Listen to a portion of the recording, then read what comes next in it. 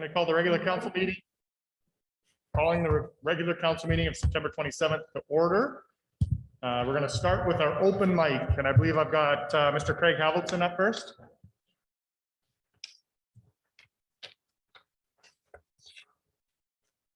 Can you hear us, Craig? I can. Thank you so much. Perfect. Let me pull up my notes here. Sorry. I just want to thank everybody for allowing me this time to be here. It's nice to be able to have this time together and to talk. Tell you a little bit about myself. So my intentions when I created Rock Soup was to be a truth teller, to be an advocate, and to show up no matter how hard. When I created Rock Soup, I was also very sick.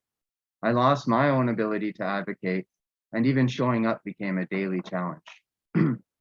I slept in a tent for over the winter to start this nonprofit. My heart has always been with people out there sleeping rough.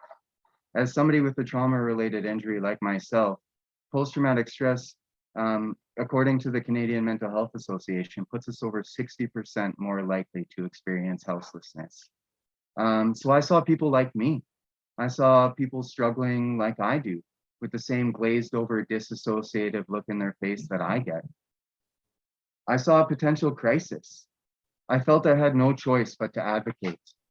I wrote a mandate when I started this place, a vision and a desire for connection to a community and the resources to those communities. I see now that the veracity in which I protest had negative effects on Rock Soup's relationships with the council. I would like to take this moment to reflect on the story of Wetaskiwin. And I'd like to acknowledge that after conflict, the intention of this land we stand on was about the power of an offering of peace, the opportunity of reconciliation, and a greater connection shared over a feast. I acknowledge my contribution and intention to this division. I humbly ask that I be permitted to make an offering here of peace. Had we been in person, I'd like to present a piece of broadcloth and tobacco as an offering towards our commitment to collaboration. I would also humbly invite members of council to join us for a pipe ceremony hosted by Floyd Baptiste in honor of this collaboration. COVID pending, of course. As I recognize that communication from a place of conflict rarely achieves our mutual goals, in an effort to mitigate some of that, I'm offering to switch as the main point of contact regarding the encounter. I recognize that my passion can also act as a hindrance, and having someone to take the lead and act as a bridge will ease the tensions. I have asked Nat to be that bridge. She sits with me here today. Nat has been the most reliable person here with outreach and has stepped up in a big way for the community. She will also be an invaluable contact for this council moving forward. Thank you for your time here and allowing me to speak. Thanks very much, Craig, and I appreciate you taking the time to meet with council and share your offering of peace as well. So again, I appreciate your time, and I know it isn't easy to do, so thank you very much. Thank you.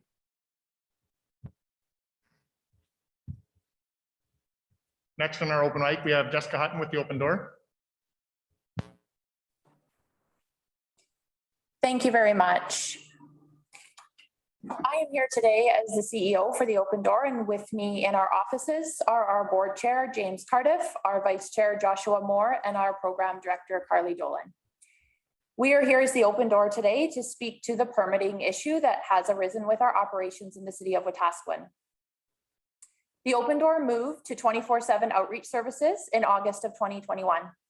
These 24/7 supports provide some of the following services: 24/7 outreach, a 24/7 helpline, medications, food, water, hygiene products, crisis intervention, resource navigation, partner navigation, and collaboration, along with support to hospital, RCMP, local businesses, and to the significant houseless population in the city of Wetaskiwin.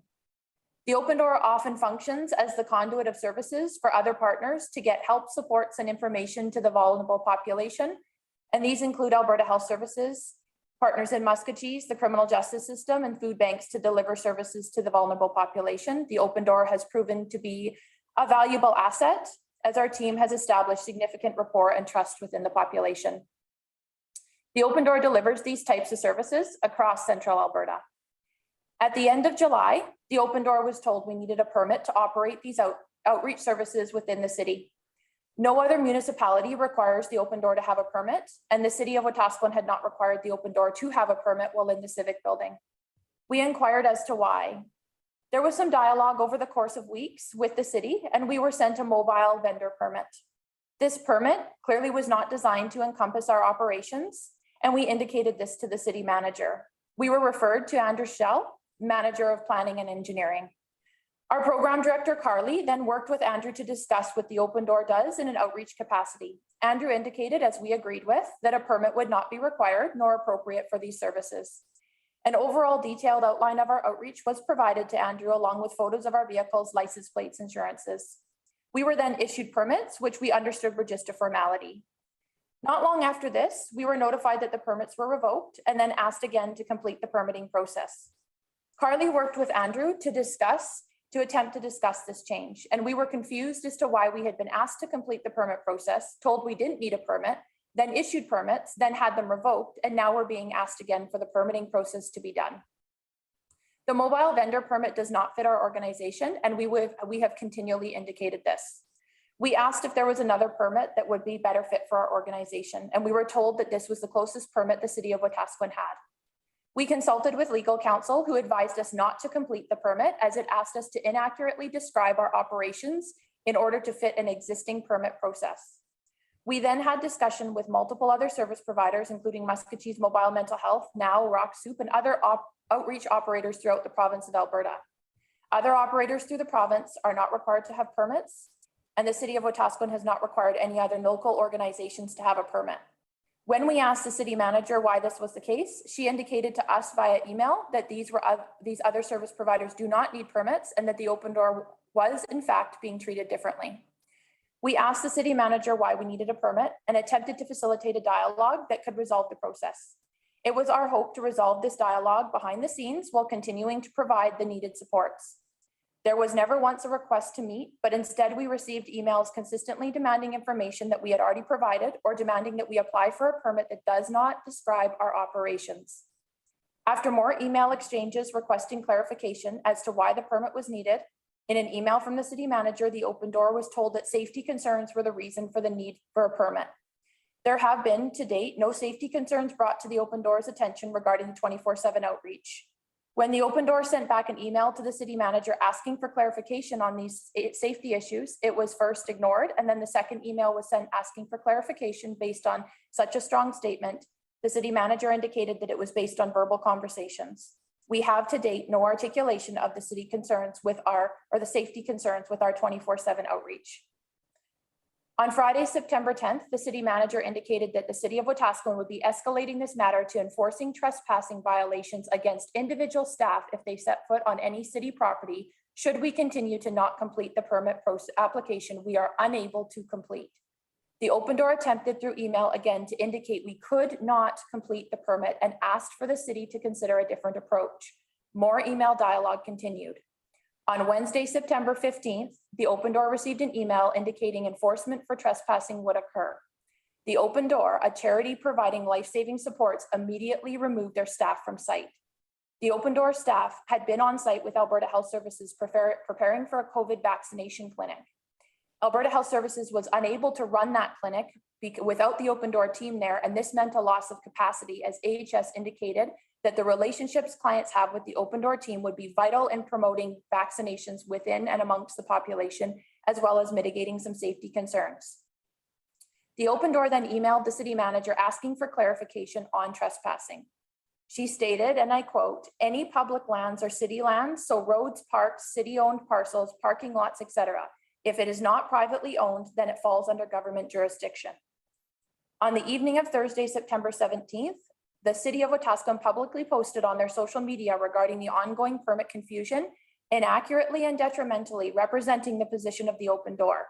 Specifically, it indicated that the Open Door was refusing to complete a permitting process. The ongoing litany of emails the Open Door has had with the city manager clearly outlines the attempts the Open Door has made to find a solution. Being bullied into completing a form that we are unable to complete will not solve this issue. We need to find a way forward.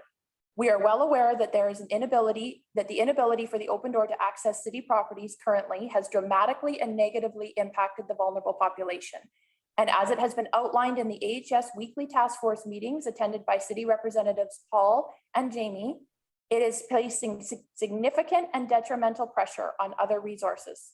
Instead of the Open Door providing and coordinating support as we have done previously, there is a massive disconnect in resources getting to the population, and this is severely and negatively impacting the well-being of the clientele. Resources in the city, including hospital and RCMP, now have pressures on them that are not necessary. And these are directly a result of the Open Door not being able to access the site. This should not stop life-saving services from getting to clients that desperately need them, especially clients who have had these services for almost a year. Further to this, we articulated in an email that we believe the use of the term mobile has caused confusion, as all outreach services are based out of our Camrose offices. We believe this might solve the issue. It did not. In the last email from the city manager on Tuesday, September 21st, the Open Door was told, and I quote, "This discussion has reached the end." Further to this, the Open Door CEO was told by the city manager that she, and again I quote, "will not allow my staff to be repeatedly distracted by your antics and will not continue this conversation any further unless directed to do so by city council." The Open Door has continually attempted to resolve this matter, and these have not been antics, but desperate attempt to find common ground and continue providing vital supports to the population through low barrier access. The Open Door are now here asking council to direct the city administration to allow us on city-owned property to continue providing life-saving supports brought by and with the Open Door. Thank you very much. Thanks very much. Was there anybody else in the open mic? Okay. I have two proclamations. The first one is for National Rail Safety Week.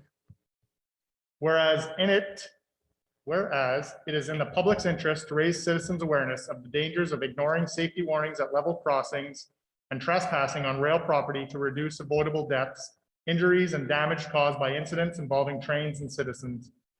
Whereas Operation Lifesaver is a public-private partnership whose aim is to work with the public, rail industry, governments, police services, media, and others to raise rail safety awareness.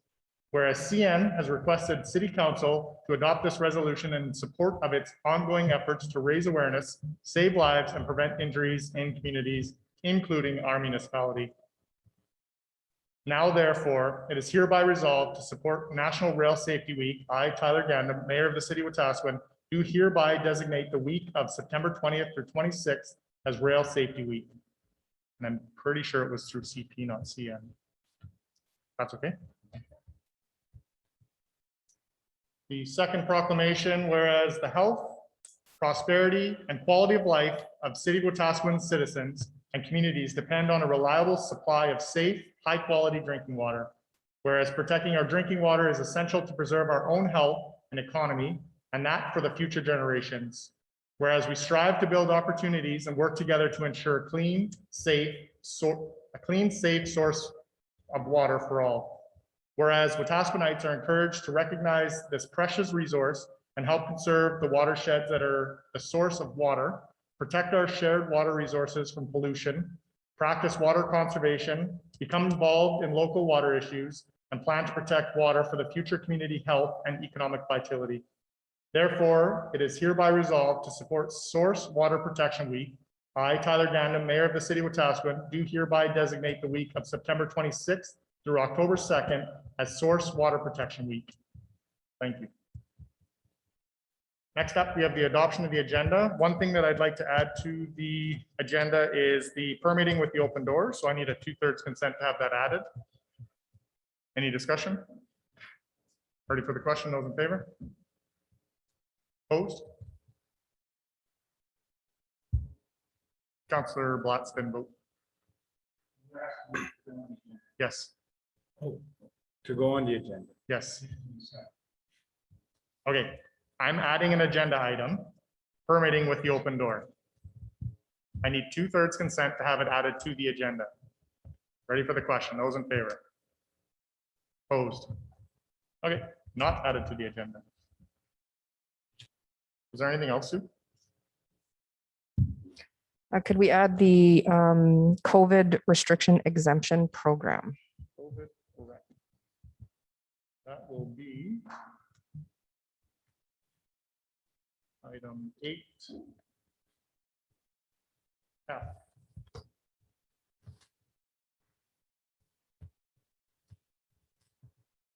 Anything else? Okay. Looking for approval of the agenda with the added item. So moved. Moved by Councillor Billingsley. Ready for the question? Those in favor? Carried.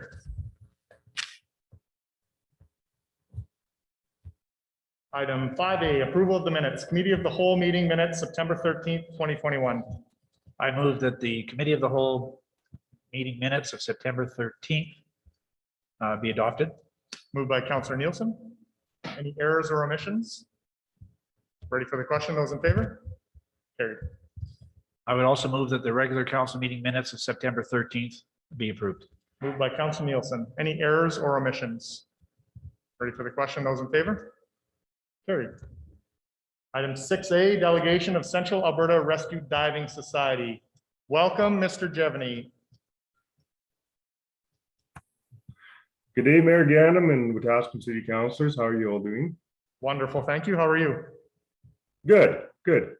My name is Luke Jevney. I'm the president of the Central Alberta Rescue Diving Society, and beside me is Matt Slip. He is the fundraising coordinator of the Central Alberta Rescue Diving Society, also known as CARDS. I am a contractor in Millet and in Wetaskiwin area. I'm also a volunteer firefighter in Millet, was previously with Wetaskiwin. Matt, his full-time job is a RCMP officer out of Wetaskiwin. And what we are doing today is we are asking for special consideration of the old Wetaskiwin Fire Rescue Truck.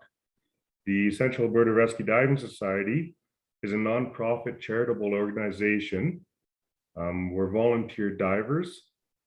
We've started in 2013 due to 2 drownings out in Coal Lake, which is in the county of Wetaskiwin. At that time, there was no recovery divers available in Alberta, and some volunteers took it upon themselves to start a society, creating what is now known as CARDS, or the Central Alberta Rescue Diving Society, to do recoveries across Alberta. We're provincial wide, where we have no fundraising as of right now, and we are all personally financed. We all spend our own monies to do this. We each put in tens of thousands of dollars of our own hard-earned money to supply our gear and mileage and all that stuff. And apparently the Wetaskiwin rescue truck is coming up for tender, and it would be an amazing piece of apparatus for our society. So we'd like to know or like to present to you an option or start negotiations as to how to acquire it.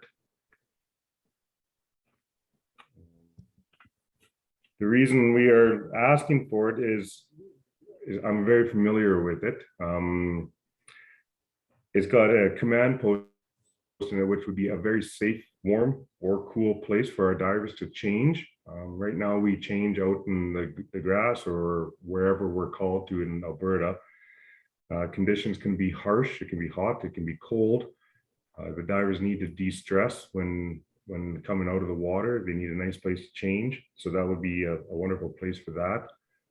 The command post, we also do sonar as well, which is basically an underwater camera image of the bottom of the lakes, and it would be a perfect area to do reviewing of the sonar images. The rescue truck has a cascade system, and for the councils that don't know what that is, that's a bottle fill station. So right now we have approximately 16 bottles, but if if a dive continues longer than the amount of air that we have, the rescue truck would have the capabilities of filling those bottles on site and not having to rely on other fire departments across the province to fill our bottles. So we could fill bottles on site, thus continuing our missions. It has all the capabilities to house our gear. We currently pull around an old trailer right now that has our gear in it. We're changing in it. It's not the best of things, It would give us quicker responses to scenes.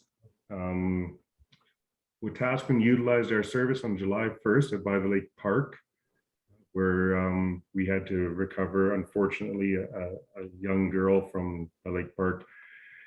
And having something like the rescue truck will be a huge asset to us, as, like I said, currently we have a trailer, so we have to go and hook up to the trailer, load the trailer, and then respond to scene. The other asset to the truck would be it reduces kilometers on our personal vehicles. Right now, we're using our personal vehicles to drive thousands of kilometers each summer, possibly winter. The rescue truck would minimize that. We have been called from Fort McMurray to Chestermere to Banff to Slave Lake. We've had 14 calls since July 1st, and it's been thousands of kilometers and a lot of driving. Matt, what?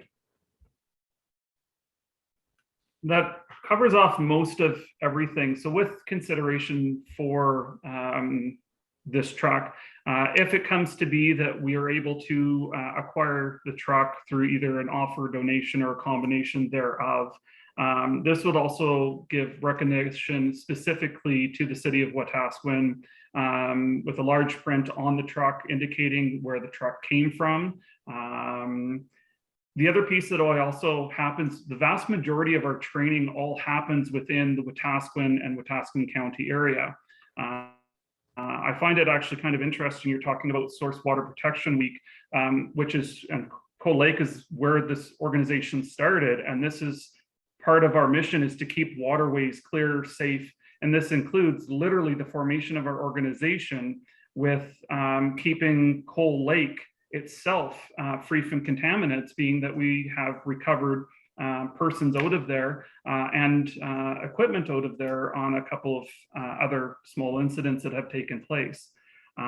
So it's not only about real benefit to us, but it's also going to show the kindness and generosity of the city of Wetaskiwin for this, like I said, with a marker specifically on the truck indicating where it came from, and then special recognition within our websites as well, showing that, like, and when I say websites, I mean our website or Facebook account, such like that, showing where this truck had come from and just the benefits thereof.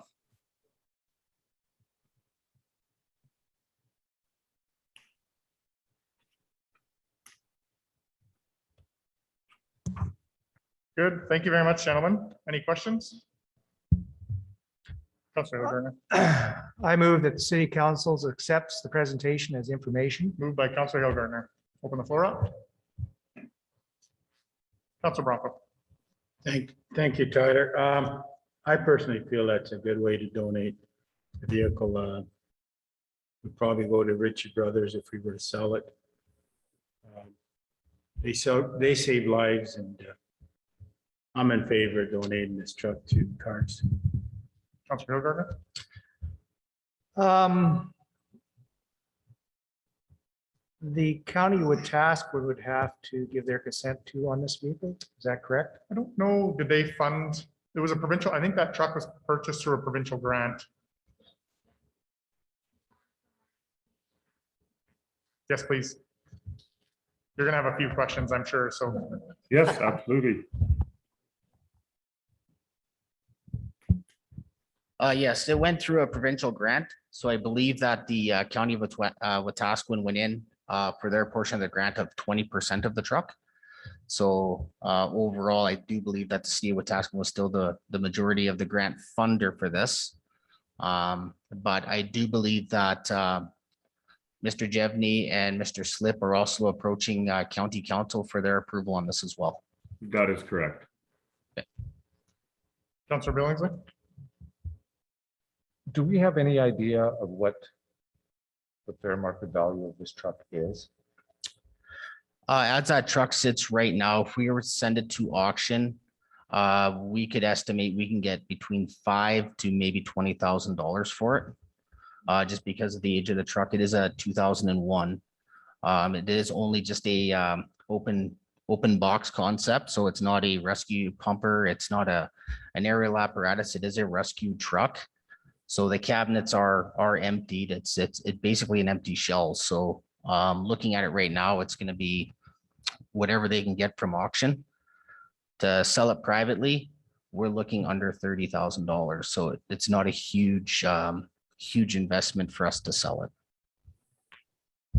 To follow up, probably to administration, how does this fall within the MGA as far as donations, as opposed to another group comes forward and says, I want it too, or I would like it? How do you dispose of assets that are city owned? Through the chair to Councillor Billingsley, the disposal is actually part of a internal policy. So the MGA is silent on this piece of it. We certainly can donate it. And our internal policy speaks to certain levels having to go through council for approval, and this would meet that requirement. Thank you. You asked both of my questions, Councillor Billingsley. Luke and Matt. Yep. And not that I think that you should have to fundraise for it, because I do feel like the city would be in a good place to donate it to your organization. So that would be something I could support. But how can I help you fundraise in general? And how can I help lobby the other orders of government to help fund your operation between the provincial and federal government? So the answer is it's kind of complicated because we fall into this unfortunate gray zone. We are technically a search and rescue type organization, but we don't fill the criteria to fall under search and rescue Alberta. We've already reached out to, I've already reached out to the MLA, who said that there's basically no funding for us from the provincial level. I haven't reached out to the federal level because we're only provincial in scope. So I'm not familiar with the federal side of things. Otherwise, like most other charitable organizations, we rely on door-to-door knocking for fundraising, raffle tickets, like 50-50 things, other pieces like that, and just pure donations from other corporations. The other big challenge that's happened with this is, like every other organization with COVID, has really severely hindered our fundraising abilities. We're not able to get into any casinos. There's, I think it was like a 2-year wait list to get in casinos for fundraising. And the amount of grants and things that have just been available has kind of dried up to almost nothing. So it's one of those pieces where we've been reaching out to different businesses and such like that to try to find something specifically that'll end up working. It's just, like I said, with COVID and such, it's made our fundraising extremely difficult. So we're open to any type of help, endorsements, and things like that that we can get for, and we'd be more than happy to work with any of you to try to make this more realized, and perhaps with some support from the people of the city of Wetaskiwin or the council and mayor's office, that might give us a little bit more traction to get some of that funding. I'd be happy to help with that. And you don't have to operate federally to access federal funds. So we'll have a conversation following this at some point in the coming weeks. We'll figure out something to do with fundraising, and then we'll look at what we can look at. We'll look at what we can do both provincially and federally. I truly appreciate that. That does mean a lot to us. Councillor Bluntz. Branching off of what Mayor Gandam said, do you guys have a website or anything like that for us to kind of put out on our social medias so that then we can direct the general public to donate to you guys? We actually do. It's www.cardsdiving.ca. And on that website, there is a donate now button, which is a donation through PayPal that we can accept. It's not the nicest website. Again, they all cost money, and money is very limited, but that is the website for sure. All right, thank you. I can add to that as well. As we are a registered charitable organization, PayPal doesn't offer tax receipts or anything, but any donations of $20 or more, we can actually issue tax receipts to any business, corporation, etc., or individual that does wish to have one for a more significant donation. Perfect. Thank you, guys. Thank you. Good, we'll get a tax receipt from you on behalf of the city of Wetaskiwin, and we'll use it as a claim during our tax season. Perfect. Any other questions, comments? Anyone want to make a motion? Council Bronco. I move that City of Wetaskiwin Is there? donate. Okay, they got one drafted. Council Bronco. Oh, sorry, we have one on the floor. We've accepted his information, so we can accept his information and then we can have a follow-up. Okay, ready for the question? Those in favor? Carried. Council Bronco. I move that City of Wetaskiwin donate our old fire engine on the No, approved rescue truck. rescue truck on the approval that the County of Wetaskiwin is in joint cooperation to Cards Society. Moved by Council Bronco. Any discussion? Council Billingsley. So with your motion, Councilor Blanco, at $0, in their letter, it looked like that they were prepared to fundraise up to $5,000 to $10,000 for this. So you're saying they don't need to do that? No, they're having a hard time with COVID and it's gonna go. I think we could get if we take it to Richard Brothers, if we get 10,000, we're gonna pay 2,500 and I don't think we can write it off because it's a profit because we wrote it off. There is no write-offs for this. But anyways, okay, write-offs. I say no. There's just a donation to them. Then we get a tax receipts. Well, tax receipt does this no good. Yeah. We don't have Well, tax. our donation, they give it, whatever. We'll get recognition. Yeah. Yeah, no, I agree with Council Bronco. Councilor Hillgartner. I'm in favor of the motion because there's going to be other costs that they'll have to fundraise for. I don't know what the certification on the truck, whether it'll have to be recertificated. But just the cost of fuel of operating that truck has to be pretty huge. So they'll need all the help they can. Once they do have the truck, it's going to cost them money to operate the truck. So I agree. Councilor Billingsley. I do like the idea. I just have concerns of being good stewards of the taxpayers' money, that we're just giving away even a $10,000 or a $20,000 asset when somebody was willing to donate $5,000 to $10,000 towards this. And I absolutely hear where you're coming from. Given that they serve Wetaskiwin and the county of Wetaskiwin, when they provide a service to the city or even to the county, it's free of charge as well. So No, I totally yeah, agree to no, that. like I said, I see both sides of it for sure. Councilor Hillgartner. yeah, I definitely, they provide a service back to the community, which is very well received because I'm sure I don't want to be on the end where they have to go, somebody has to go diving for one of my family members and we don't have a diving team or they don't have the equipment to do it. So donating the truck for that little bit of money that we're going to get back for the assurance of the community, I'm all in favor of it. Anything else? Ready for the question? Those in favor? Carried unanimously. Thank you, gentlemen. Thank you very much. Thank you.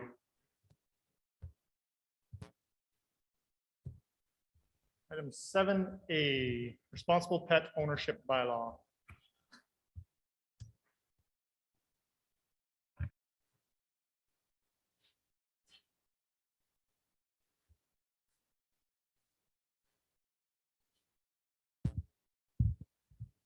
Good afternoon, Mayor and Council.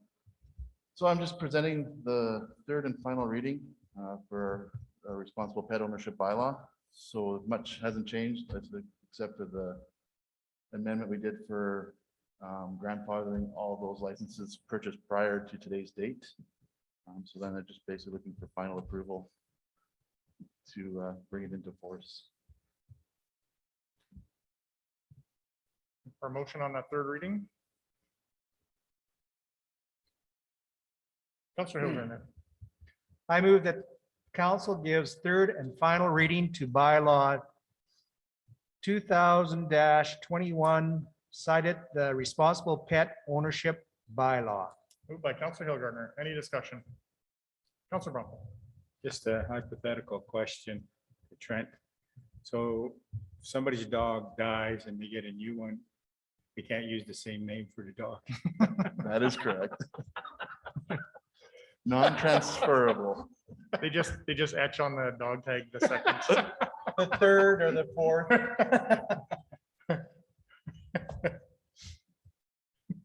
Appreciate the humor. Anything else? Ready for the question, those in favor? Carried, thank you. Thanks, Sergeant.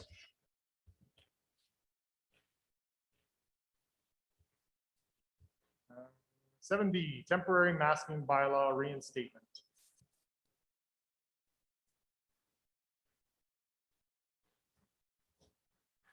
Welcome, Chief. Thank you, Mr. Mayor, and good afternoon, members of council. Today, we're here to discuss the reinstatement of a temporary masking bylaw that was rescinded July of this year. In the past, when the bylaw was initially developed, we went on the basis of 15 active cases or in a watch situation with the province for our area. At the time of this report, when we developed this for the last committee of the whole meeting, the city was sitting at approximately 42 active COVID cases within our immediate area. Today, so 2 weeks later, we're about 96 cases. So the caseload has actually doubled. We're trying to support every opportunity that we can for our businesses and our community to help provide a level of protection. We do know that there is probably going to be some pushback from the public regarding this. However, with provincial mandates coming into effect with the limited amount of enforcement, I think that if we're able to reenact this bylaw where council can, retract it at any time or see when it needs to be redacted or pulled back out of effect, but have the ability to put it in when needed, I think may assist us with what we're trying to achieve. So we look at our caseloads and we do try to follow our vaccination records, our population. So we are sitting about 60 or so % of vaccination for population for Wetaskiwin. So better than some, but not as high as others. What we are seeing right now is the overload that this is putting on to our hospitals, our EMS services, which is now providing a higher workload for our fire rescue and our enforcement department to respond to calls where there's now unavailable ambulances.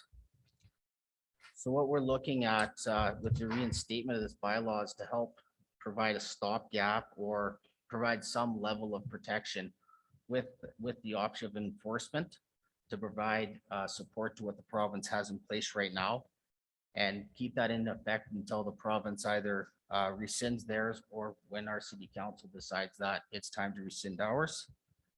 So I'm looking for some feedback. I did provide a couple of amendments to this bylaw, and that would be in the appendices for enforcement. And as it sits right now with the current provincial restrictions in effect, there's not a very large amount of enforcement involved. So the seriousness of the situation we're currently faced with this fourth wave just seems to be, you know what, not taken very serious. So the couple of amendments that we've made was an increase on the fine infractions per offense. So in the original bylaw, it was a $50 fine. So paid within the first 7 days, it's $25. The seriousness of that is, well, you know what, it's $25. What I've asked council to look at is we increase our bylaw penalty to a infraction amount of $500 to really stress the seriousness of the situation we're currently in. So there are a couple options. We can do nothing and just let the province's restrictions take effect and follow those and see where we go. Or we can try and establish some more proactive measures for our community and help provide a level of protection, not only for our residents, our visitors, our business clients, and hopefully try and keep some of our facilities open. So I would like to open it up for any questions from council.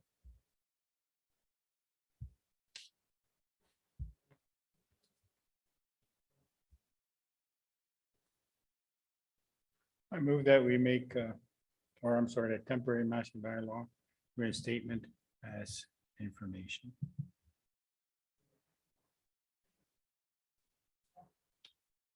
Thank you, Your Worship. Mask bylaw. Now, are you talking business people, owners, where the public goes into? Or is it just the whole outside? Like if we go to, let's say we're watching a football game outside and we keep the distance apart. Should we have a mask or shouldn't we? So, and that's through the chair to Councilor Bronco, that is a great question. So currently the restrictions are to indoor public events or indoor venues such as the restaurants, facilities that we have. Now, exclusions to this are, of course, if you're in a place of fitness, so working out in a gym or in a swimming pool. So the masks would not be required in there. However, the occupancy load is also reduced for those to help and try and reduce the amount of exposure. They still recommend, the province still recommends that even for outdoor gatherings, right now it's up to 200 people. If you can't social distance, yes, wear a mask. If you can social distance, you cannot, you can attend the event without a mask on and hopefully just do it safely. But for us right now, what we're faced with, and of course, we've all heard about it, that's our Delta variant. So more contagious than the original COVID-19 that we seen last year. So I believe that if we are able to reinstate this bylaw, that not only can we enforce the provincial restrictions, but also increase them on our side, just to provide that level of protection. Thank you.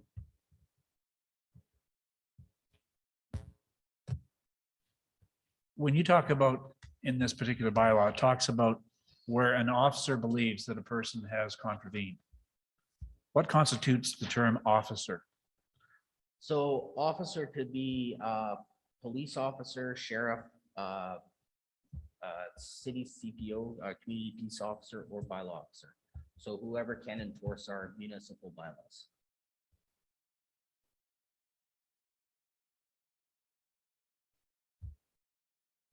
So as I look at this, we are simply supporting a provincial order, but we are also putting an enforcement component into that same order that does not have an enforcement component.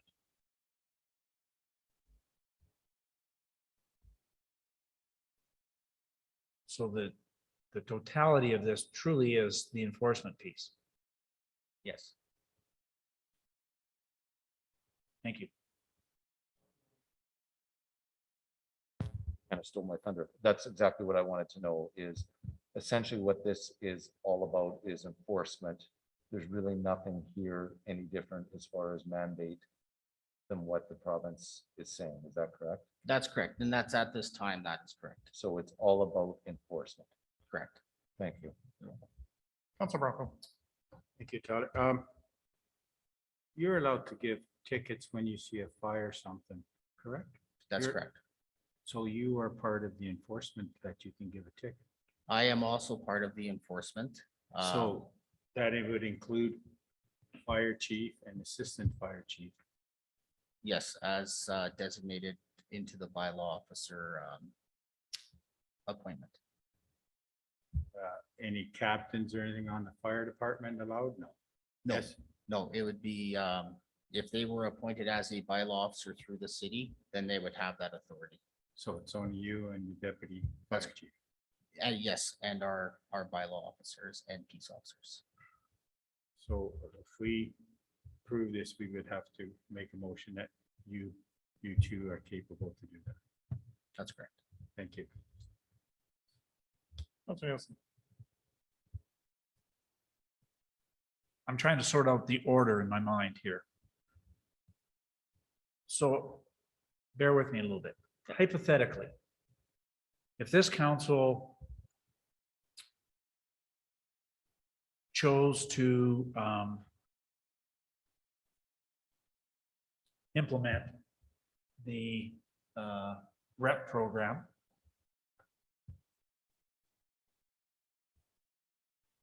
which is proof of vaccination, would these same officers have the ability to issue fines? Or would there have to be a separate bylaw?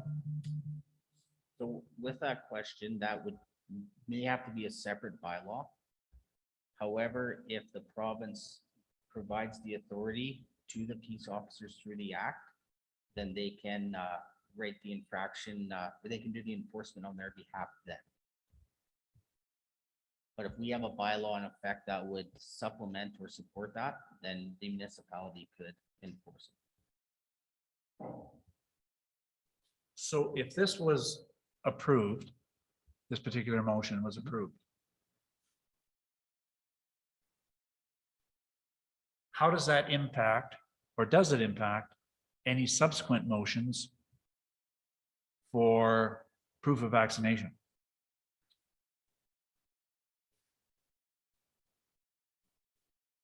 That's a good question too, but I do believe that with the enforcement that may be presented in this, it could support that as well. Could So you if we repeat that? I'm have- sorry. It may support any other legislation that's coming into place. So if the province and the city takes on other programs, if we have it identified. So if we have to do another amendment to this bylaw to include that, that may have to happen. I guess what I'm leading up to, does one supersede the other? So for example, right now, this particular bylaw reinforces, I believe it's Order 44, the provincial order. If our community adopted Order 45, which is proof of vaccination, does one take precedence over another? So for example, I decide I want to go to my grandson's hockey game. Under Order 45, I have to show proof of vaccination. Right. Under Order 44, all I have to do is wear a mask. Right, so that would be if we do adopt into the vaccination, proof of vaccination. I believe that would be a separate one itself. I believe that would be separate.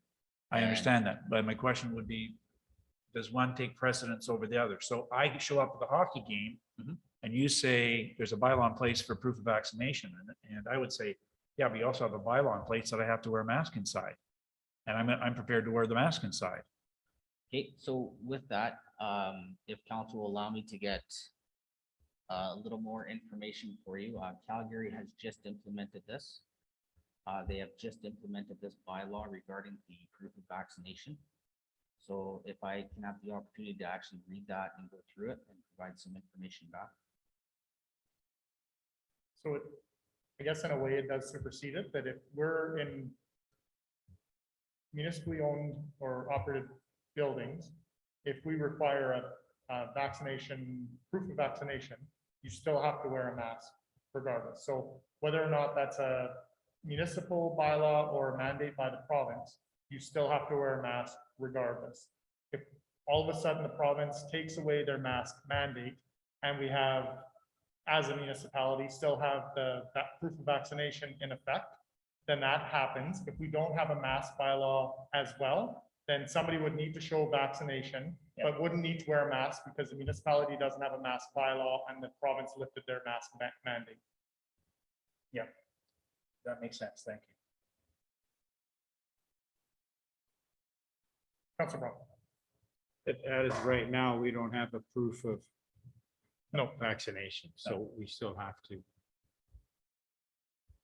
wear a mask as we go into our, Regardless, we would, because there's a provincial mandate right now. There's a provincial mask mandate that you would have to wear a mask. okay. Councilor Billingsley. Thank you. So this really is speaking about enforcement, and we had the mask bylaw before, and I'm going to guess that there was very little to no enforcement.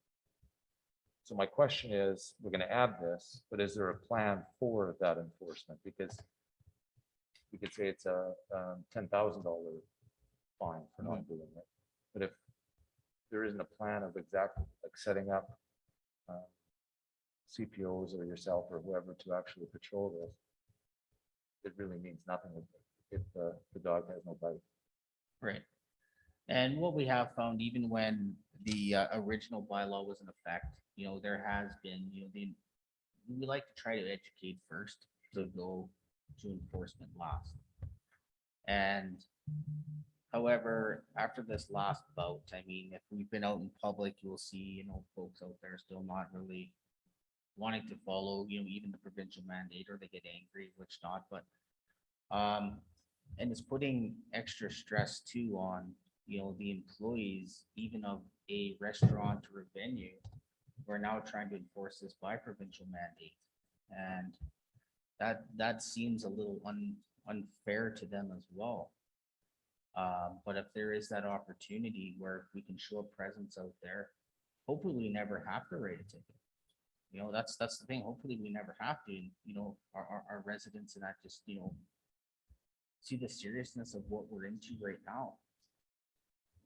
But, sorry. Yeah, I was just going to, so will this be handled different than the last time we had the mask mandate? In other words, is there going to be patrols? Are there actually going to be boots on the ground to going to the restaurants to enforce this? Because my concern is that, yeah, someone makes a motion to have this, and we've made it look like this, but we're really not doing anything about it. Either we do something about it or we don't. Right. And I think that through this bylaw, that if it is approved, that there will have to be some measures put in place. Now, we all know that we don't have enough officers on the ground right now to do the constant patrols. However, this does provide the opportunity, if we happen upon an incident, we can act on that incident as well. So if we come up onto this where we find, the infraction going against the bylaw and the masking bylaw, we can now act on it. Either provide the education first, or unfortunately, provide the ticket. So that does seem to spread quite quickly. Thank you. Councilor Butts. Jamie, do you know of any other municipality that's kind of done this before, where they have the temporary masking bylaw back in and they have enforcement? City of Edmonton brought it back.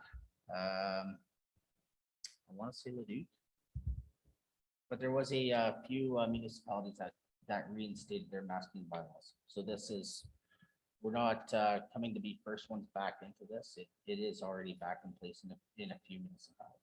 Okay, thank you.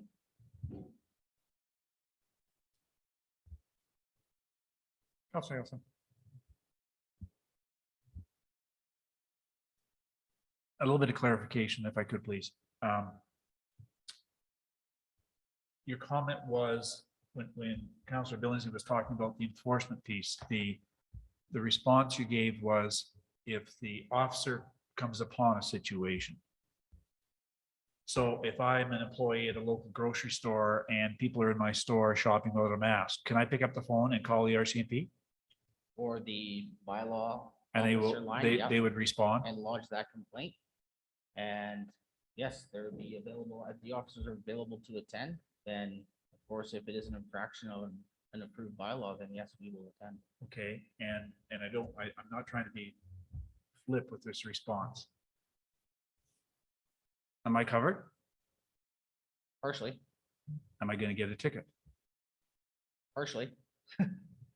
So, No, but I mean, and I think it speaks to, is there going to be enforcement? Is see, it- with that Am I right gonna be, there, I'm wearing my mask. I'm not wearing it appropriately. correct. Am I wearing it appropriately? So with, Am I wearing it appropriately? with that there, that would be a very good education component. So providing that education, I think to folks as well would far benefit as well. And, and not to take exception to the comment, I'm really tired of hearing about the need to educate. Mhm. I think people have been educated for 2 years on this. And if they aren't educated now, they're probably not likely going to be. And so the idea of meeting with people and saying, hey, could you put your mask on? Hey, could you put your mask on? Hey, could you put your mask on? Sure, sure, sure. And to me, that's not enforcement at any level. So I'm in support of the motion as long as there's bite in the dog, or else let's not embarrass ourselves with a bylaw that doesn't have any meat on the bones. Thank you. Thank you. Just for clarity, the motion on the floor right now is just to accept this information. Yeah, oh, yeah, well, then I won't be accepting that, but that's fine. I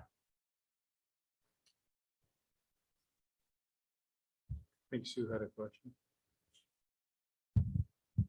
Through the chair to all of council, that was my, what I was going to point out was that it's for information only. And I think the other piece that we need to consider was we could have put this after, because a lot of those questions will be answered when Paul and Alan start talking about what the plans are for the facilities.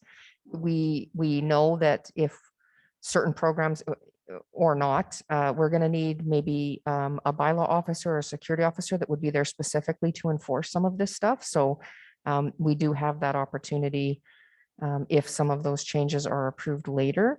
And I think the other thing that we could consider is putting a line in indicating that if the city had a rep program in place that, that obviously would supersede some of the bylaw. And I think the other point of clarity is the bylaw is also good for us as a community. If the province decides to come in tomorrow and say, we're done with it, we're open for Christmas. Best Christmas ever. Right? Then it gives city council an opportunity to say, well, you're open, but we're not, because our numbers are too high and we don't want to go through this again.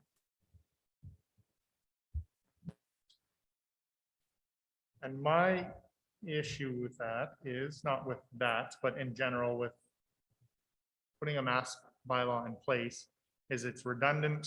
The general population is struggling as it is. I'm struggling as it is to keep up with what the province is mandating, what they're not, what the recommendation is, whether it's law or if it's not.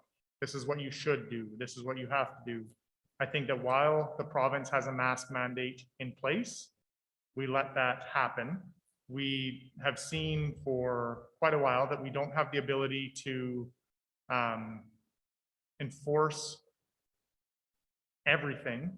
And I think adding something else to the enforcement's plate creates another divide in the city as well. There is a mandate in place provincially.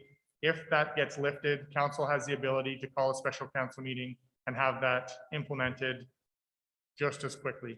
So I would not be in favor of having a mask bylaw within the city, knowing that we can call a special council meeting to implement one if we need to. And that is under part 11 of this, or sorry, part 10 of this as well. So council may by resolution implement the provisions of this bylaw at any time. Yeah. Anything else? Trent? Sorry, Sergeant Yeager?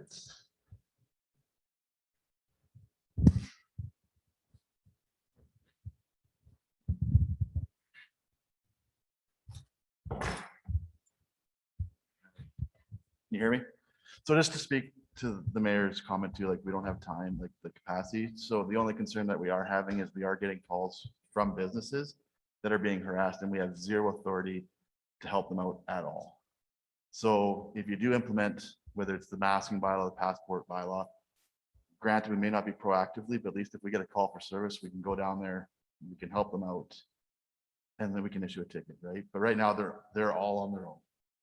So even though it's provincially mandated, it's up to the businesses to look after it themselves. But if I go into a business and I start harassing staff, whether it's about a mask or not, they still have the ability to call a peace officer or the RCMP, right? Yeah, we have, except for right now, we have limited because we don't have the premise one.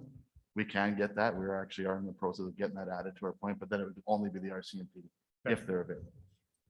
Okay. So just, like I said, if that is, we just give them a tool to help them out. For sure. Yeah. Yeah, So just thought I'd add that information. I appreciate it. Councilor Blatz? No, that was going to be my comment as well, was that if somebody's being harassed or threatened or anything like that, I would assume that they're still able to call peace officers and RCMP to come and help them either way. I see your point. How often are you getting those complaints? We were getting about 1 or 2 weeks. Now it's starting to crank up. Just because some of them, like I said, they're implementing that passport system from the province and then now they're getting flack at the door, right? So yeah, we're just getting calls. We educate them. So yeah, you can phone Alberta Health and try to get some information. But at this time, because we don't have a bylaw or the minister order comes down, we have no authority there. And with the REP, there isn't anything that we could, if we implement something like that municipally. Yeah. And somebody goes in and is harassing somebody, like you can't give a ticket for somebody not being vaccinated, but they're disturbing the peace. So you would be able to resolve the issue that way, Yeah. right? Yeah. Yeah. So, And yeah. Calgary did that bylaw. That's why they did that bylaw for the passport so that we just Right. add some enforcement to that. And so it was the municipality that was taking the brunt of that and not that each business is making that decision. Yeah. Put it on my shoulders and my officers instead of the businesses. Yeah. Good. As long as businesses know, anybody knows that if somebody comes in and they're creating a problem, that they have that ability to call the RCMP or CPOs to have that dealt with as well. Anything else? Motion on the floor is to accept as information. Ready for the question? Those in favor? Carried.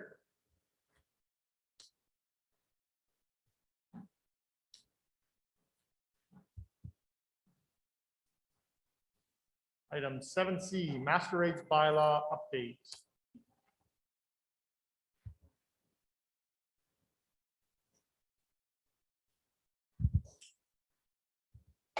To the mayor, to council and the public. Before you is a recommendation from staff to give 3 readings to the new revised master rates bylaw pursuant to the passing of the responsible pet ownership bylaw and a couple other small adjustments. The first adjustment to the master rates is changing its name to rates and fees bylaw and using the year 2021 rates and fees. And the second one is, as opposed to having one schedule, Schedule A is having an independent schedule for each of the different areas, which will facilitate the ability just to amend that specific area should something change, like the pet licensing. Also included in there is just some clarification on Schedule D for how waste recycling carts are charged, just to say it's per cart per month.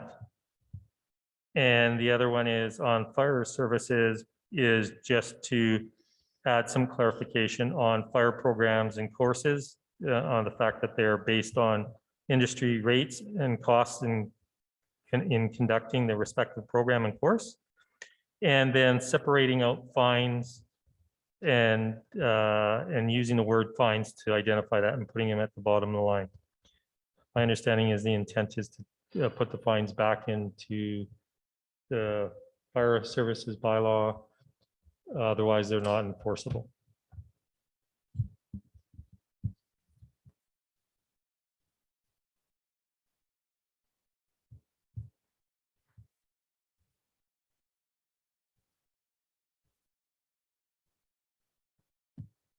Councillor Watts. I move that city council gives first reading to bylaw 2002-21 cited the 2021 rates and fees bylaw. Moved by Councillor Watts. Any discussion? Councillor Bronco. Thank you. Clarification, you said you want to change the waste recycling to a cart. What if the resident doesn't have a cart? How are we going to charge waste fees? Because I always thought it was to a number of a house. Through the mayor, council, my understanding is, is that it's charged based on carts. I'm not aware of other situations in regards to that. So it's based on the number of carts that a household has. So if a household doesn't have a cart, he's not getting garbage pickup and he doesn't get charged. Is that correct? That is my understanding, but I will double check with staff. And though by you charging a cart, can people who have a cart but don't want pickup return the cart back to the city? To the mayor, to council, I'd have to check on that. I do not know the waste and recycling bylaw in and out. My understanding is that it's a requirement for households to have a cart in at each location. Where this has come up is in regards to mobile home parks, and mobile home parks having 67 carts. Yet when mobile home park is could be a rented one, and therefore they were only being charged for one cart. So it's just to put clarification in that regards. I understand that, but in order for us to pass a bylaw here, you want 3 readings. I like the definition of a cart, because a cart, I have a cart. Everybody here has a cart, and we're being charged by a cart. But if we don't have a cart, we're not charged land or recycling or waste cycle, and we can take it to the landfill paid. So I think the cart has to be clarified here.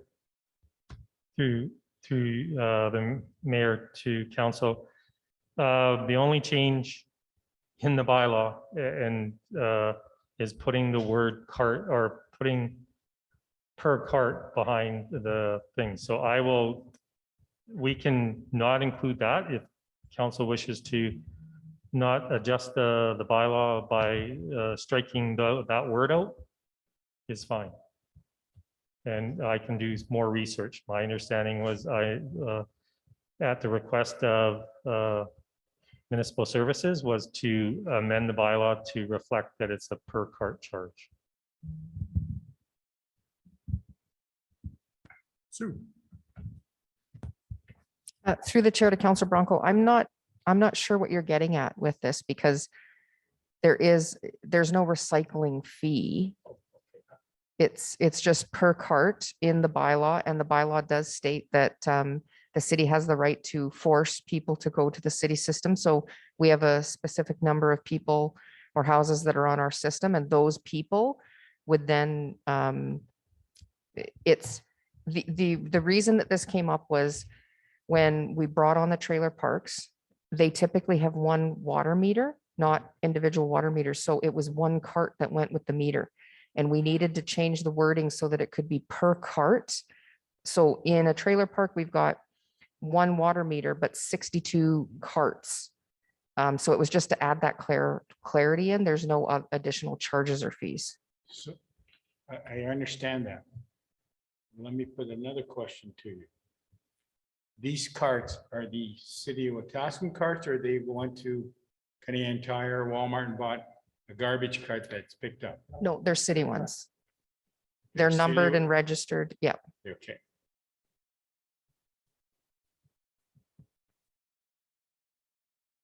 Okay, thank you. Councillor Billingsley. Thank you. It's my understanding, and I think we're getting a little off track here because we're kind of jumping over to a different bylaw. Because what this is basically is trying to address is when some, like you say, a trailer park that has many addresses within one legal land description, I guess. And so therefore, probably on their bill, they're only being charged for one cart because every address is required to at least have a minimum of 121 liter cart. You have to have. Right? Now, if you disagree with that, that would be something totally different. That's not what this is speaking to.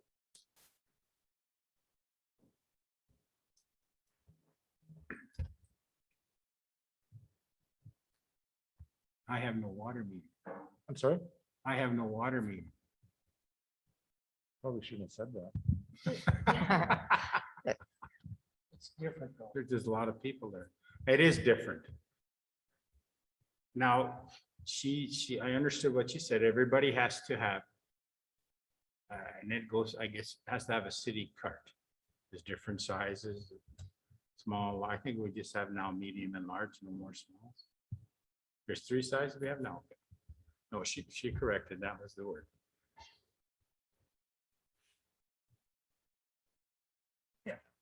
Councillor Hillgarden. And this is the deal with residential because businesses are different because businesses have containers, so they're not charged a cart. So, but they're still on the water meter. So that, yeah, this is residential.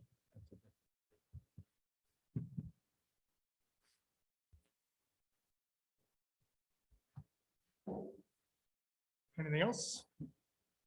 Ready for the question? Those in favor? Carried.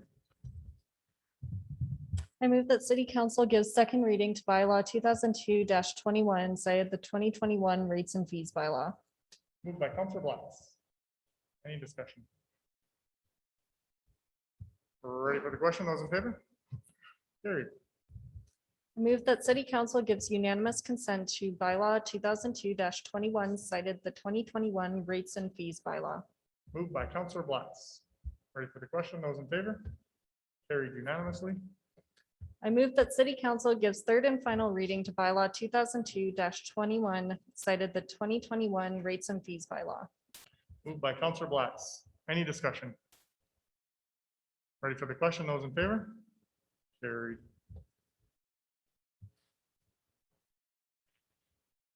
Oh. 8A. Grant funded capital projects.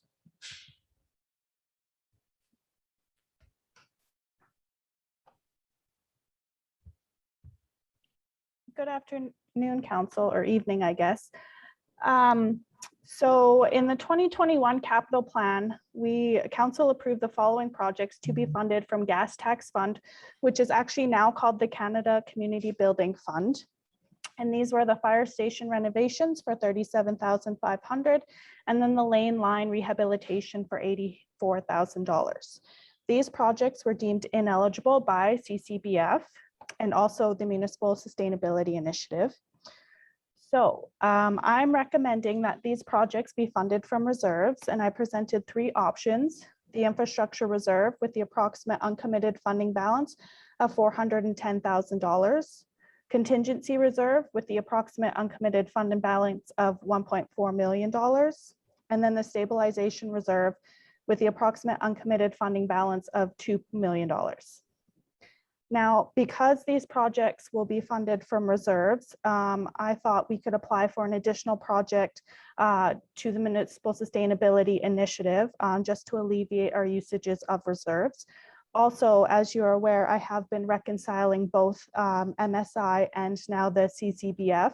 So I'm better equipped with the actual funding that we have for these 2 projects, and we definitely have room to fund another project for 2021.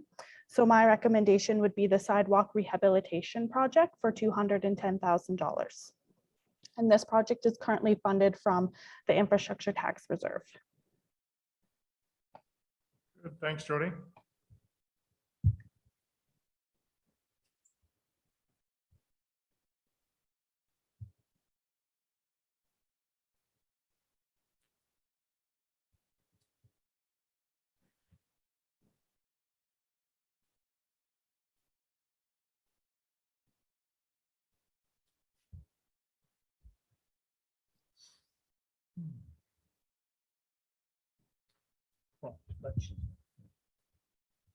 Councillor Nielsen.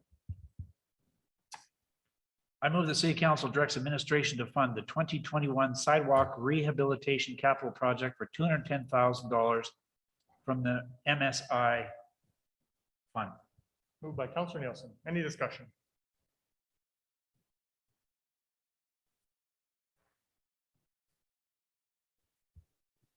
Counselor Hilgard.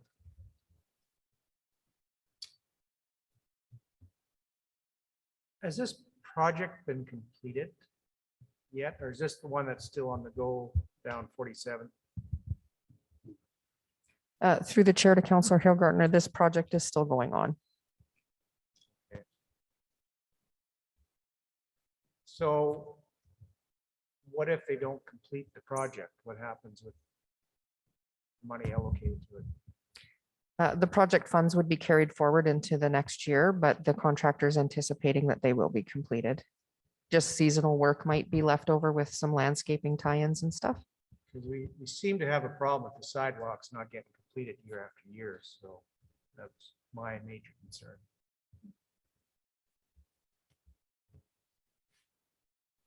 It's 26 degrees today. We need 2 more weeks of this. Yeah. Council Bronco says we can get all kinds of work done. My big projects will be all done. Anything else? Ready for the question? Those in favor? Carried. And before the next motion is made, is there a reason why both projects are in the same motion? Should they be split just in case? I just included them in the same motion because my recommendation would be, just from looking at the reserves policy, that they would fall best under infrastructure tax reserve. But with that said, council is able to make that decision and use whatever applicable reserve decided. And it's not necessarily the reserve that I'm worried about, just that they're tied in together in the same motion, just in case one wasn't supported in the infrastructure tax reserve. That's all. Sue? To the chair, I was just going to mention too that both projects are underway, so we would have to find a different funding source if you That's- didn't. Yeah. No, Okay. absolutely. It's not the funding source. It's that they're just both tied Yeah. into the same motion. That's all. And there might not be a problem with it. I would make a motion then. I move the city council directs administration to fund the 2021 fire station renovation project for $37,500 from the contingency reserve. And I'd like to speak to that. Go ahead. Thank you. And while I'm speaking of just the fire station renovation, I think it applies to both of these projects, but I believe, and if I'm correct, both of those were in the infrastructure reserve budget discussions, and they were removed and put into the gas tax because we didn't feel they met the criteria for the infrastructure reserve. I don't think that that's how I remembered. I think that it definitely fits the criteria for infrastructure reserve, is that we were hoping to use it through the grant instead of the infrastructure reserve. Could I get clarification on the renovation then, please? Through the chair to Councillor Nielsen, that was my recollection as well. So sidewalks do qualify under that grant. I'm not sure. I think part of it could have been because we put the rehab project together with the expansion project and one piece didn't qualify under the new terms. So this 37,500 represents what project then? Oh, sorry, I was looking at the sidewalk. That's the fire hall shower renovations. Right. And if we look at the guidelines for the infrastructure project or infrastructure surcharge, it talks about building envelopes. And to me, this does not constitute a building envelope. It's a renovation inside a structure. And when we went out to the public to indicate we were wanting to tackle infrastructure problems within our community, we identified the purposes of those grants. And I think we are pretty clear that they represented major infrastructure, roads, sidewalks, walking paths, and building envelopes. And I think we are clear in that. And so I don't think it fits under the infrastructure reserve, and that's why And I don't think it fits under stabilization reserve either in terms of the criteria, and that's why I chose the contingency reserve. So the project can still get done, but I think it should come from the contingency reserve.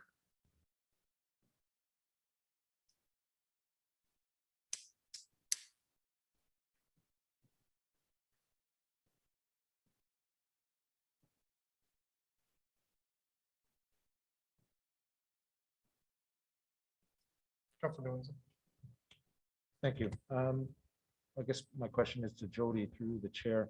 How does this happen that things get rejected? Did we hope, or was there an error? Like, how does things, is there a thought process that went into to apply for this under this, and or did we just hope? So for the 2021 fire station renovation project, I think it was a hope. They do support the renovation of facilities for community use. And so we thought that perhaps the fire station would fall under that. And I also tried to argue they have a green energy component of what is now CCBF. And I tried to argue that as well, but they just weren't interested in supporting it. And then for the lane line rehabilitation, both MSI and CCBF said that they would normally fund it if it was part of a larger road construction project, but as a standalone project, they actually considered it to be more maintenance than capital.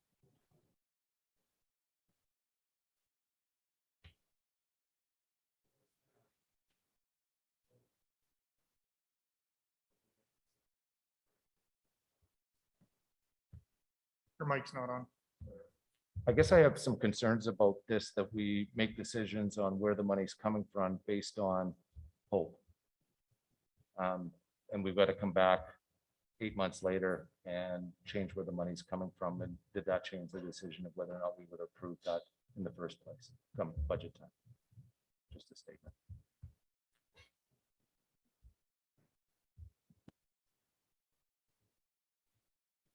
Can you read your motion again, Councilor Nielsen, just so we know what we're. Sure. Maybe. I move that City Council directs administration to fund the 2021 fire station renovation project for $37,500 from the contingency reserve.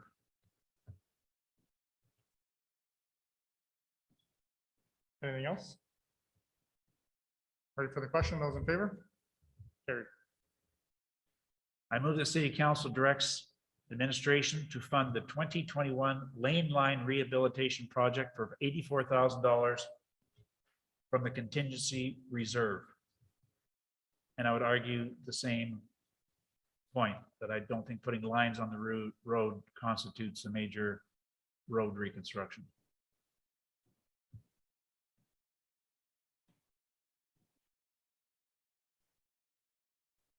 Previously, when we've done line rehabilitation, whether it was the thermoplastic or when we painted it, where did that come from? To the chair and all of council, it depends on if it's part of a bigger project. It goes through whichever grant we've applied for. We have done it through the infrastructure tax as well before. And I think one of the things that we need to focus on is updating the terms of reference or the policy around that tax, because I think it's not as strong as it could be with the expectation of what the community is going to pay for to us.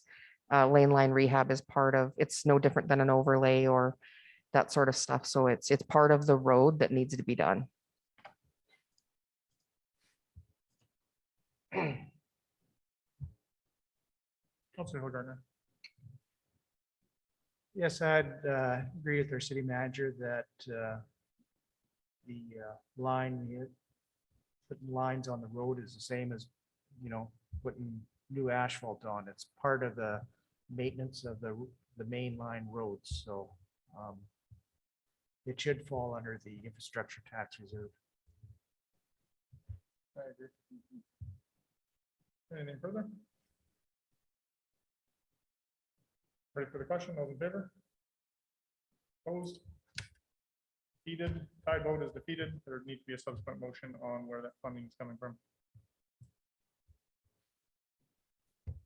Councilor Hillgardner.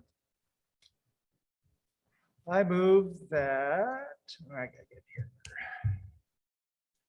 2021 line, yeah, whatever word that is. Project for the 84,000 comes from the infrastructure tax reserve. Moved by Councilor Hillgartner. Any discussion? Councilor Nelson. Through the chair to Sue. If we have the same kind of vote here, it's a lost motion. What would administration's direction then be to see this project through? Jody, do you have any ideas on where else we would fund this?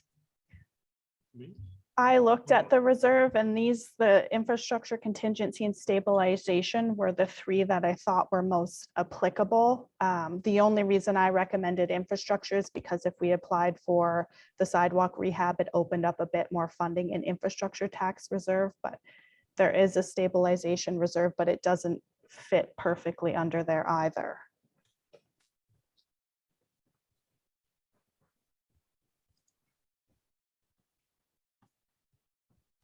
I would reluctantly support the motion with an understanding that we will look at the infrastructure surcharge reserve being re-examined and redefined so it's clear to council in the future. I think part of the trouble with that, when that reserve was set up, it was 2 councils ago. So we're into our 2nd council now and then potentially our 3rd, right? So I think that definitely things get lost in that when you don't have that. I think the project's got to go ahead, and as I say, I would support it, but I have some concerns about where the funds are coming from. Yep. Anything else? Ready for the question? Those in favor? Carried.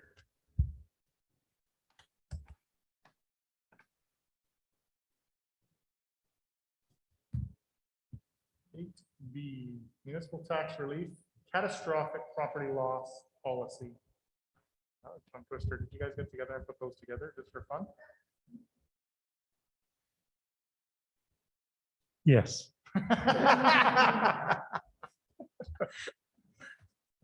Through the mayor to council, and I do get caught in tongue twisters.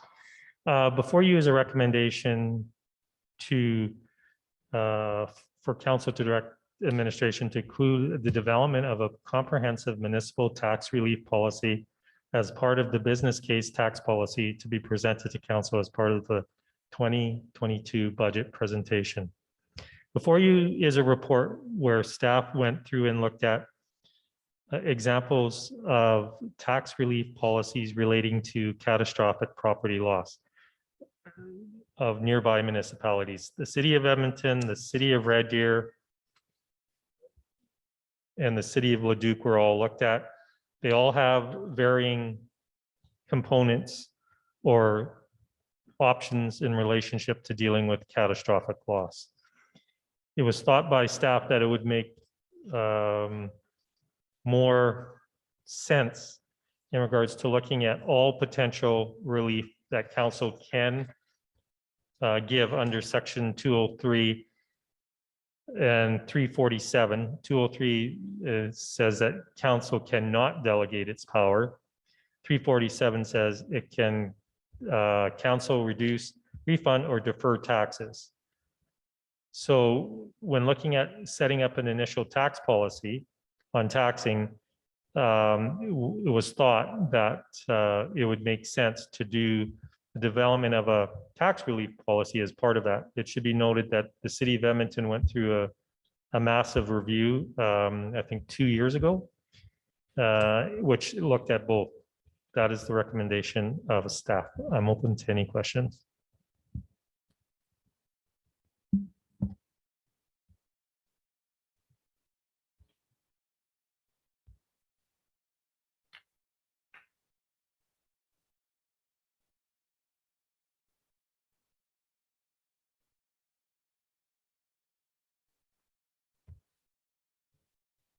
Councilor Billingsley.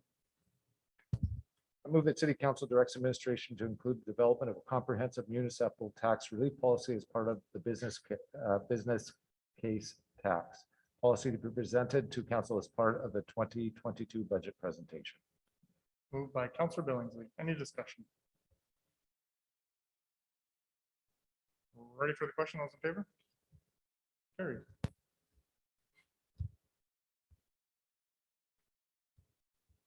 Item 8C, rescind motion 398/200, the equipment pool motion extension. Through the mayor to council, staff or administration is recommending that policy, or sorry, motion 398/20 in regards to equipment pool be rescinded, as administration is in the process of preparing a business case to consider the implementation of an asset management software system that would track the major equipment usage and provide council with the detail that they're looking for when wanting to consider the replacement of vehicles.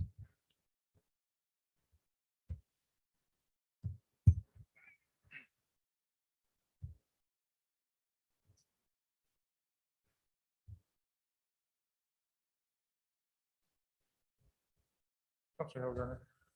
I move that the city council rescinds motion 398/20. Moved by Councilor Hillgarner, Councilor Billingsley. Thank you through the chair. So we're looking at this asset management software. So what would happen if there is no implementation of this software? What happens, because this is being rescinded as far as the asset, the equipment pool? What happens if that doesn't happen? Through the mayor to council in the public, what would happen is that staff would come up with a analysis using Excel spreadsheets to determine or to provide evidence to council as to why we're requesting the replacement of that vehicle or piece of equipment.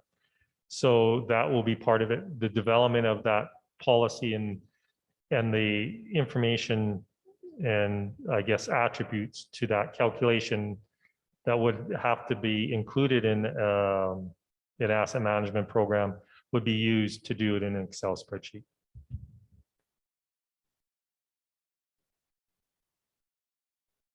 Councilor Nielsen.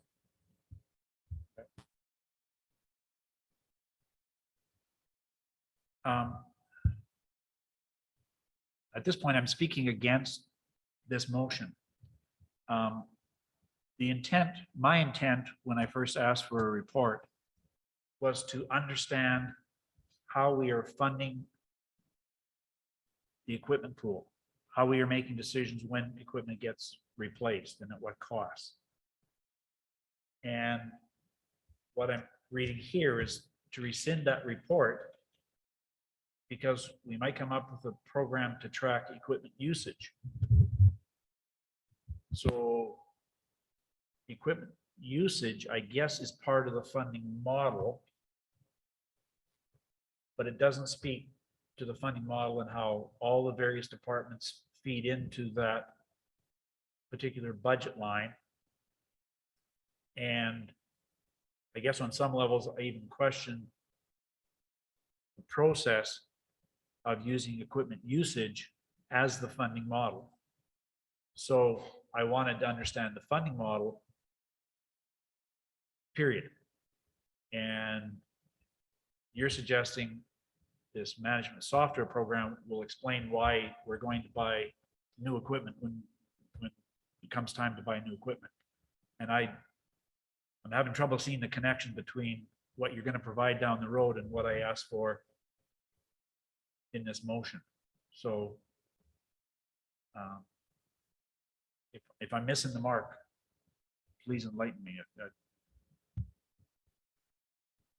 Through the mayor to council.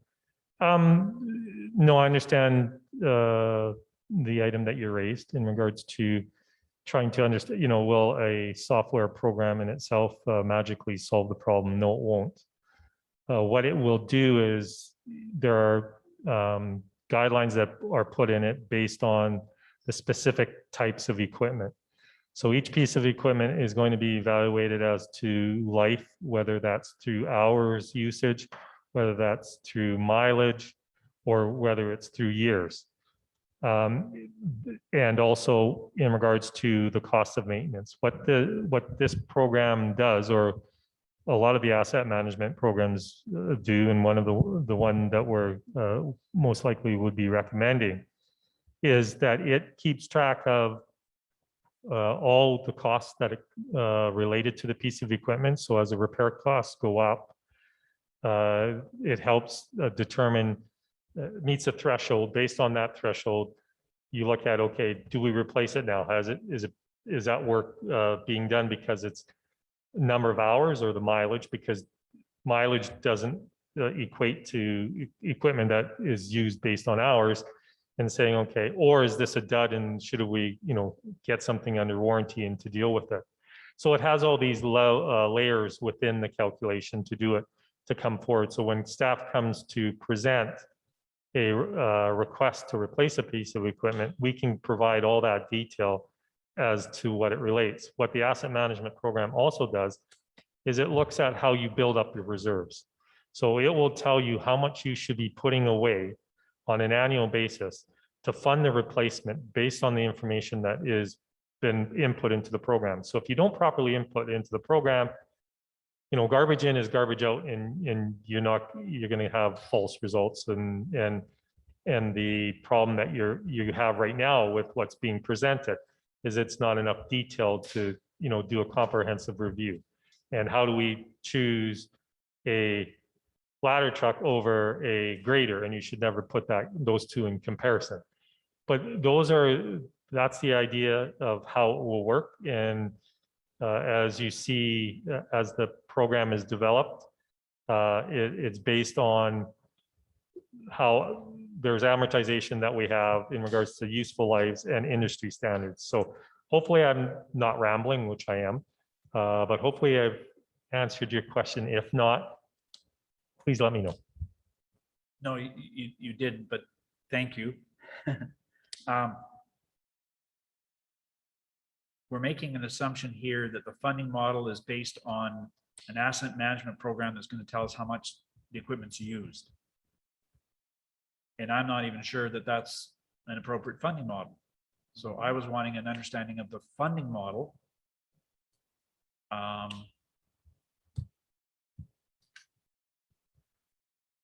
If we know we need $1 million in the equipment pool, why we charge for a grader at the Manluck pool and a grader at the cemetery at so many man hours times number of hours of equipment times whatever, transfer that money out of the budget. If we need $1 million, maybe that's the first thing that comes off the budget. Period. We can still track all the hours and how it's used and how you're going to dispose of equipment. But I'm interested in knowing how we're getting money into the account without creating UCP red tape, reduction, whatever. And I see an overlap in what I've asked for, but I don't see a connection in this. So I just want to understand the funding model. I don't care whether the tractor's been used 10,000 hours by 3 different drivers on 17 different locations. How are we getting money into the account? What percentage is each of our departments paying into the funding? And is there a better way to fund the equipment pool? And I'm A-okay with the asset management program that will track it all. I just want to understand it. Thank you. To the mayor, to council. In regards to, that is a great question. I totally understand where you're coming from. So I'm just last thing I'm going to say about the program. So what the program is going to say is the dollars that you need to have at the end. What you're talking about is how are you going to get that money in and where is it coming from in each of the different areas. If you're asking me if we should be doing a $250 an hour charge for a piece of equipment to be charged to the pool or wherever it is, I'm going to tell you right now, the way it is done, it's supposed to have been set up that way for us, and that's not how it's working. I'm not a fan of just going through trying to figure out how many hours per project, unless it's a capital project. If you're talking from an operating perspective, you've got vehicles that relate to parks, and you know what that cost for the parks is. I don't care which park it does, that's the cost of the parks. So I would look at it in my last position, I got rid of the equipment pool charge. And I looked at the vehicles as they related to the different departments and looked at the costs related to those and put it into there. And then based on that is that you know that you have each of these individual pieces of equipment that have to be replaced, and that's the charge that will go against that. That is my preference of how to go. That will be brought to council as a discussion. I know that Ms. Loon is working on the equipment pool, and the two of us have been tasked with it. She's graciously took the lead on it. And that would be my recommendation to her. And I believe she's not here, and I hate speaking on her behalf, but I know I will get beaten up if I don't get this right, is that she's of the same opinion as I am. I haven't talked to Recreation on regards to what they think. But that discussion is going to happen. But currently, I'm not a fan of hourly charges for equipment pools because it's not done right. I've never seen it done right. Totally agree.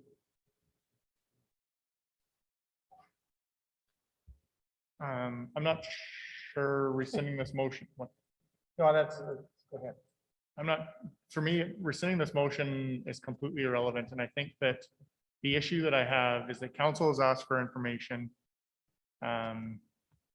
long time ago, and we get presented with something else that they're going to bring to the 2022 budget instead of the council, regardless of whether this is an election year or not. If this was a year ago or 2 years ago and council was looking for this information, I don't think that it is on administration to not come back with any information and then ask council to rescind a motion that we had made a year ago.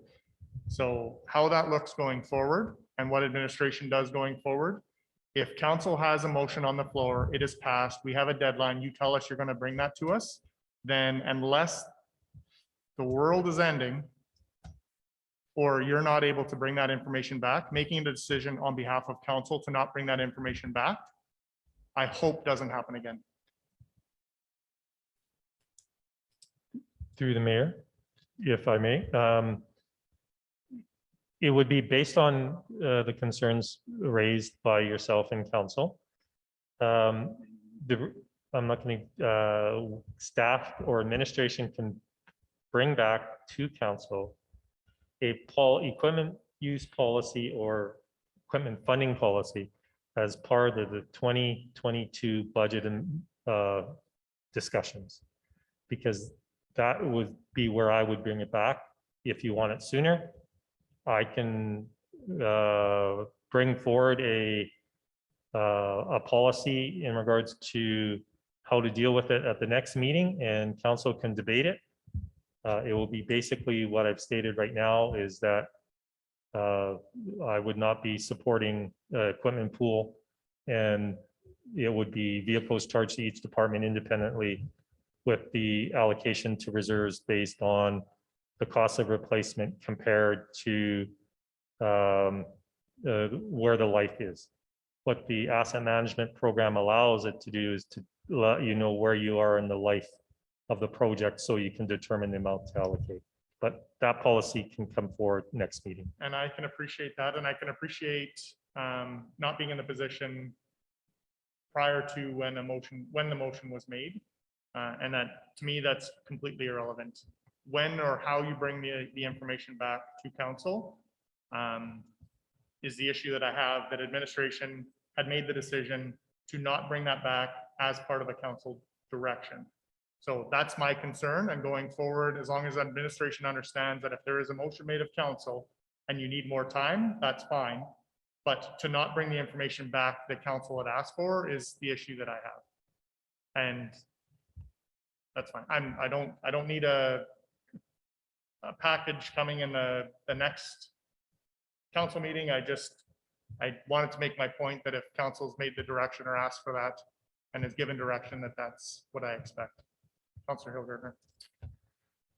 And at that point, I would like to retract my motion on the floor because it's not according to what was presented before. Sue? Through the chair to all of council. That was actually part of what the discussion today was going to be is, yes, we know that this was due a long time ago. There was no report that came forward, but to change how we're going to do this was going to be part of our budget presentation. So Alan will go through and say, we're not going to charge to each department the way that we are. It's going to be a philosophy as part of budget. And we thought explaining that here as to what the thinking was and how we were going to move it forward would satisfy the motion without a written report, because really all we're going to do is write down what Alan said and then say you'll see it in the 2022 budget the way that it comes forward. I totally agree with you. We're going through the cats with Karen and making sure that every motion that's ever been brought forward is closed in some fashion. And our goal moving forward, obviously, is to start hitting the deadlines. And if we don't by the deadlines, we're bringing it to council ahead of time to get an extension. And that's totally fair. And had Alan given that presentation on this is what's happening, this is a report on the information the council had asked for, and this is what we're going to do moving forward, absolutely, you would have zero complaint from me. But to ask to rescind a motion and say more information is coming for 2022 budget discussion is not where I'm at. Councillor Billingsley. Thank you. Tough to argue your point. Having said that, why would we want to put that department going through all these hoops to get this report if we're going to be looking at changing the way we conduct the equipment pool business anyway? Is it not going to really be information that isn't going to be relevant in 90 days? Maybe it is, because how it sits right now and what they present coming up for budget. Maybe I don't like what they're presenting in budget, and I like the way that it is currently. I haven't been given the information to make that decision. Councillor Nielsen and Councillor Bronco.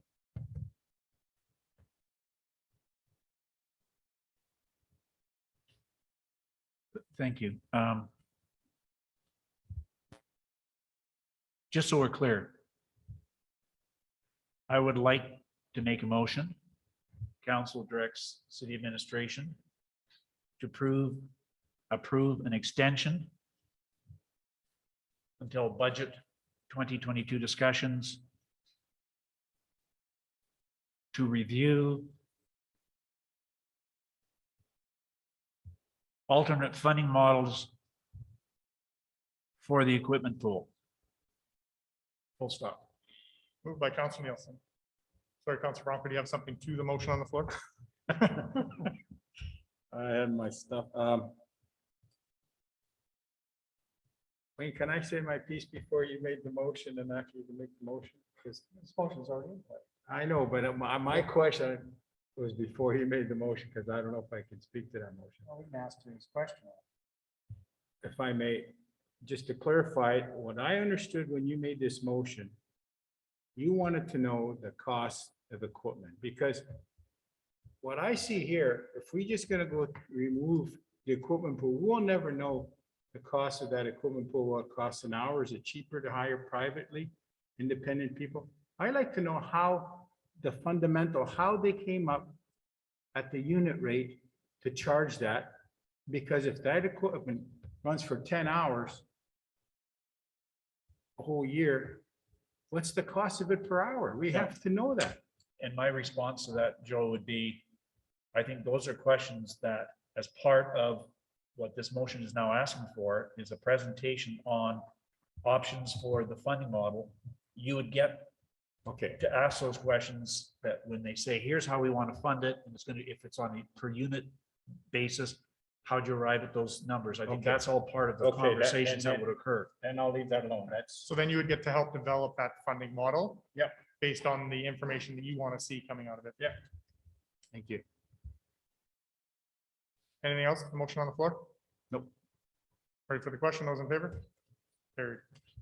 Thank you. 8D, memorandum of understanding with the Wetaskiwin Family and Community Support Services. Good evening, council.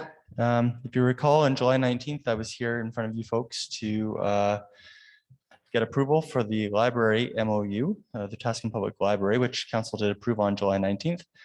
I'm here for a similar purpose here this evening to obtain approval for the MOU between the City of Wetaskiwin and Wetaskiwin Family and Community Support Services, otherwise known as SCSS. Wetaskiwin FCSS became a separate entity from the city last June 2020. And since that time, our administration has been working with them to develop a new agreement that recognizes their board as a separate corporation and formalizes the relationship between the city and the board to provide maximum benefit to both the community and region. Similar to the Wetaskiwin Public Library Agreement, this proposed agreement, which I've attached to the report, provides clarity on the roles and responsibilities between the city and the board across the following categories. I will note, I won't go through, read the whole report to you, but I will note that the primary difference between this agreement and the Wetaskiwin Public Libraries Agreement is that the Wetaskiwin Public Library is in a building which the city provides maintenance for. Wetaskiwin FCSS does not have any facility pieces in this agreement at all, so it was removed from the agreement. The in-kind services that the city will provide to the Wetaskiwin FCSS were the same that council approved for the library in July. Just to note as well, in the financial implications to the agreement, that the cost to provide the internal support services as outlined in Schedule 1 would result in the city absorbing these costs for each of the fiscal year that it was approved. And we've structured this MOU in a way that allows council to review and approve these on an annual basis as part of the budget process. So that's something that will come back in front of you every budget year. So I think I've presented everything I need to present, and I will open it to any questions council might have.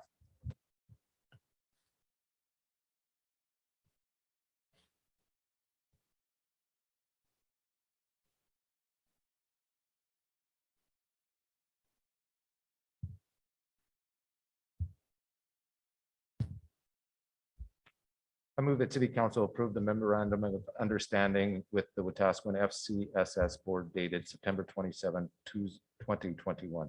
Moved by Councillor Billingsley. Any discussion? Councillor Nielsen. Through the chair to Paul. Just some clarification on number 14, please. It states allocate funding based on the previous year's operating budget as the standard. What does that mean, please?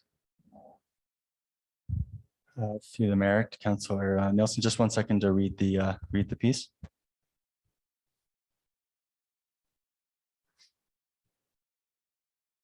Sorry, page 3 of 8. 14, number 14.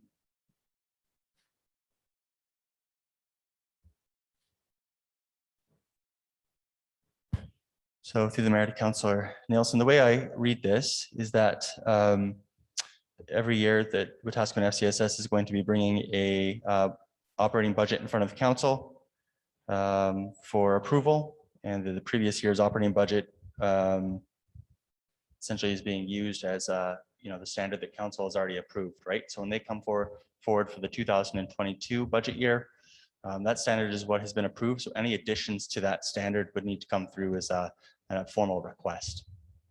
So it doesn't tie council's hand to a dollar figure as being a standard. That is correct. Thank you. Item number 18. Just for clarification.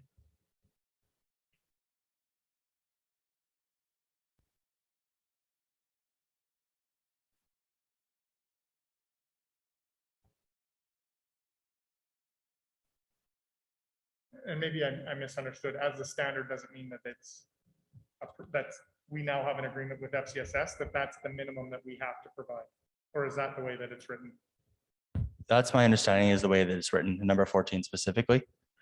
So if in 2021, you approved a budget for Wetaskiwin FCSS. Say it's $10,000. In 22, it's automatically $10,000, or we're using that as a standard to go by and it can be changed. That's right. So that was the standard that you approved last year. And then this next year, they might say, we would like to hire more staff, so they increase their salaries. Well, that would require. But what if approval. council then cuts that? So we've been fortunate over the last 2 years for sure in a provincial budget that FCSS hasn't been cut. So in the 80-20 split between what the province provides for FCSS, the city is on the hook for at least 20% of that.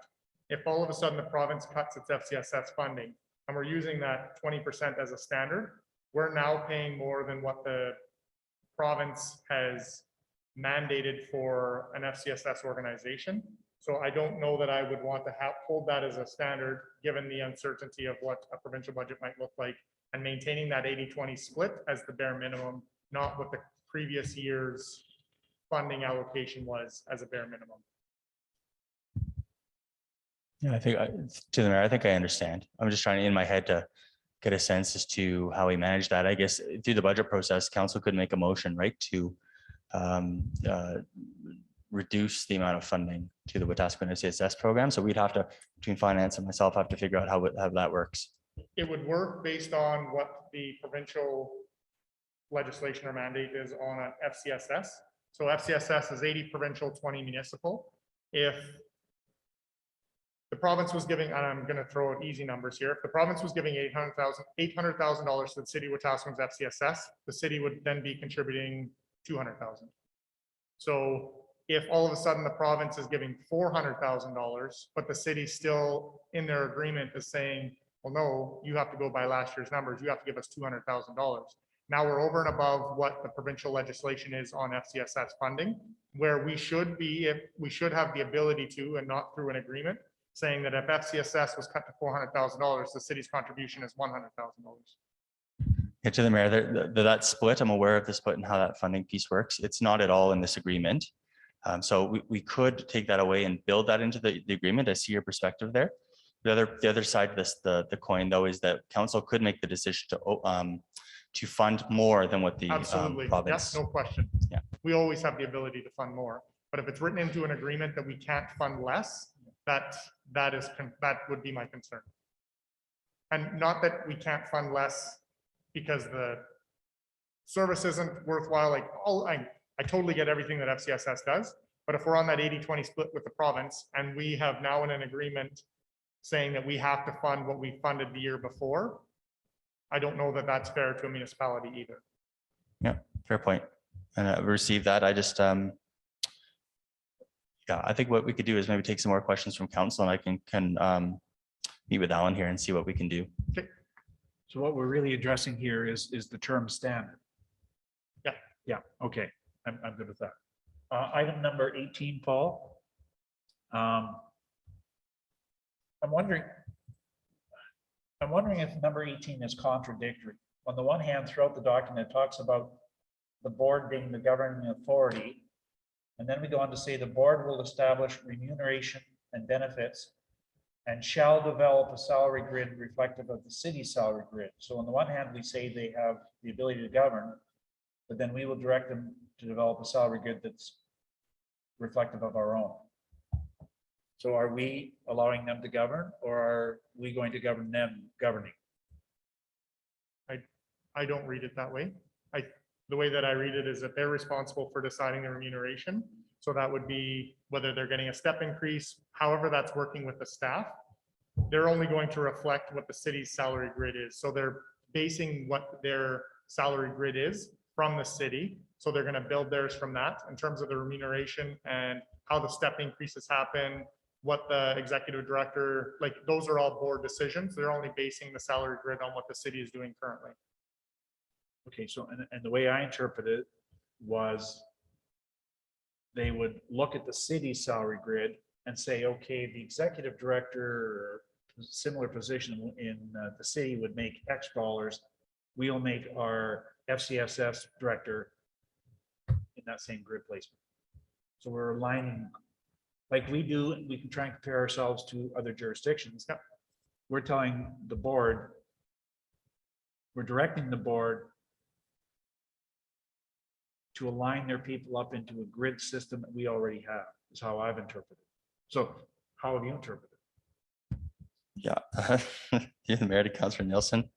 Essentially what this is, how I read this is that the board is using the city salary grid as the grid that they will use to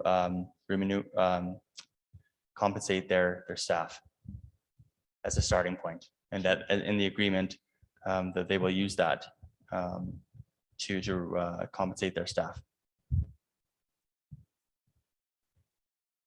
And so if they have concerns with the city's grid, they're bound by it anyway.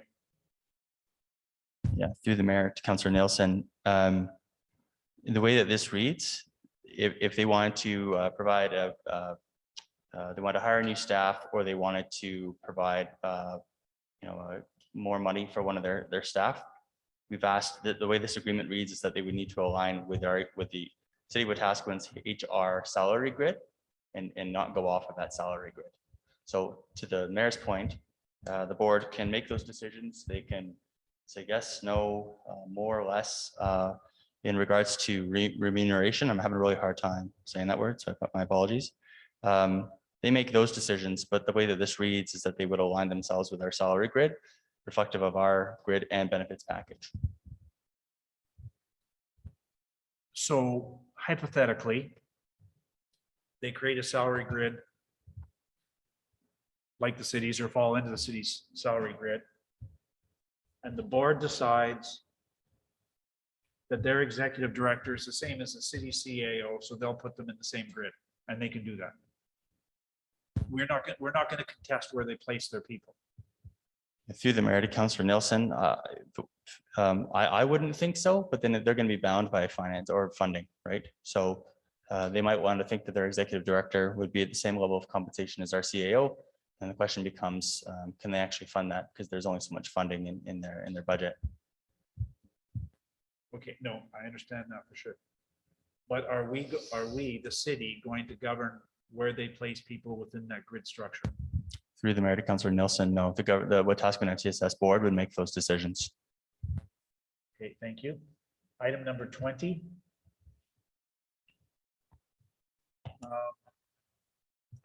I'm a little concerned. Concerned about how this reads. Questions from the public directed to the city regarding EFSA will be channeled directly. And then number A says the board or designated is responsible to any complaints.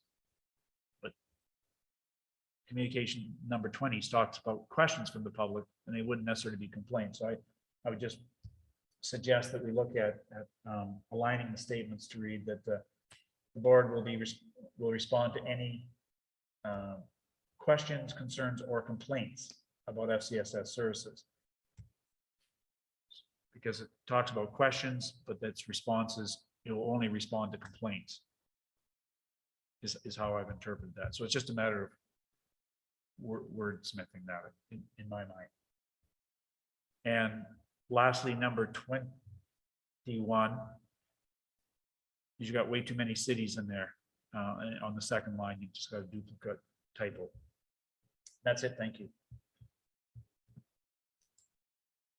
Councilor Bronco. Clarification, Tyler. We give only so much money to FCSS, and they distribute the money to their staff and everything. We have no say. No, it's governed by a board of directors. We just present them, like they say, 20% plus 200,000, whatever. Yeah. And they designate everything. Yeah. So Like the services, the programming, all of the Okay, things that they offer through just FCSS is get- all done through FCSS Okay. and its board. we just pay them a lump sum. Thank you.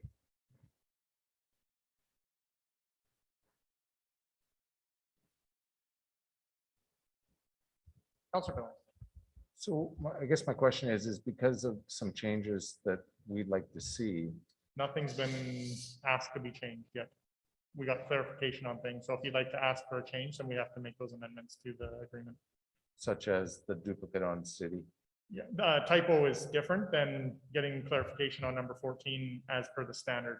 So if council wants to direct administration to make that change, Yeah. then it would be an amendment to the agreement. I'm good. But two people having a concern with the way that it's written does not change the way that the agreement is written. Perfect, thank you. Yep.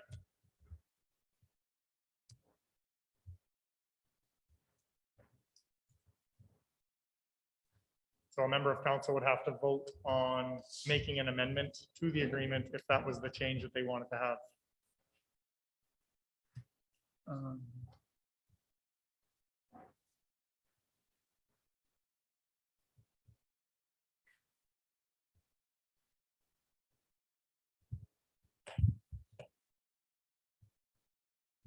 I'll likely need some assistance with this, so we get to where. Item number 14. I'd like to move that this statement reads, the city will allocate within its annual operating budget, funding for the operation of Wetaskiwin FCSS as prepared and submitted by the Wetaskiwin FCSS to council annually.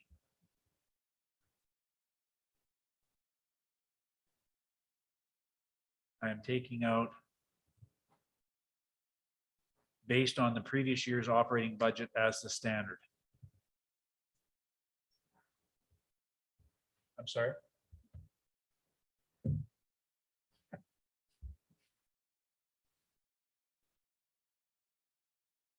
Yes, thank you. Amendment by Councillor Nielsen. Any discussion? Ready for the question? Those in favor? Carried.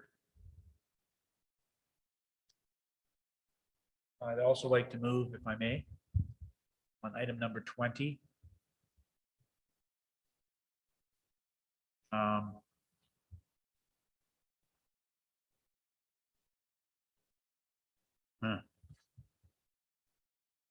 Something or other from the public directed to the city, and then under A, the board designated is responsible for responding to any. You have in number 20 correspondence from the public, and then that would capture anything that they're. Yes, thank you. Is responsible for responding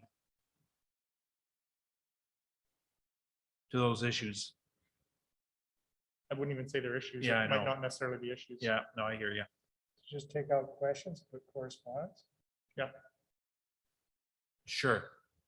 To any correspondence about FCSS service. And so just take out questions, changes to correspondence. And then 20A, the board or designate is responsible for responding to anything about FCSS services. Could I ask for an interpretation? Does correspondence then refer to written documents? I would need the definition to answer that. Yeah, through the mayor to Councillor Nelson, correspondence would be any sort of form of communications. So written documents, emails, Yeah. verbal. So Karen, could that correspondence change to communication from the public? Please and thank you.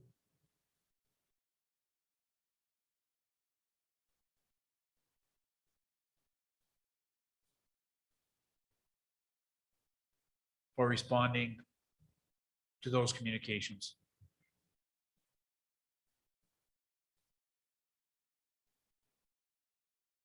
Thank you. Amended by Councillor Nielsen. Any discussion? Ready for the question? Those in favor? Carried. And the typo thing is just a cleanup issue, right? Yep. Okay. Got a question in the back. Alan. Through the mayor to council, I have a question in regards to the motion you've just carried in regards to section 14. So as I read it, or as I understand it, is that council is going to support whatever is presented by FCSS in its budget. Is that correct?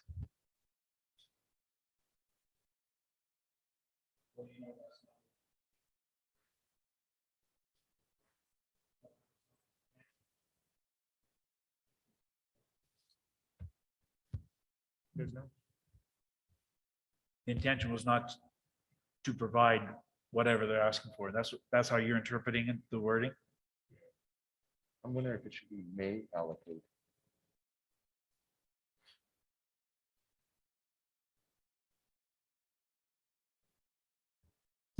Through the mayor, if I may, change the word allocate to consider.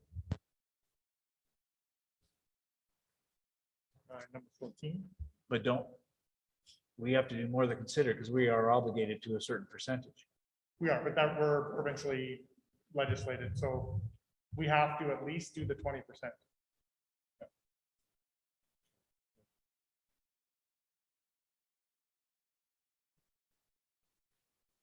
So we pass this. Do we need to make a change then in terms of another motion, Tyler? Yeah. It changes the intent of the motion. Okay.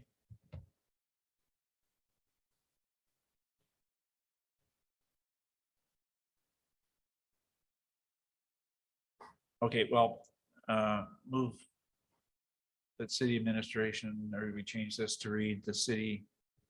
I move an amendment. There we go. That the city shall consider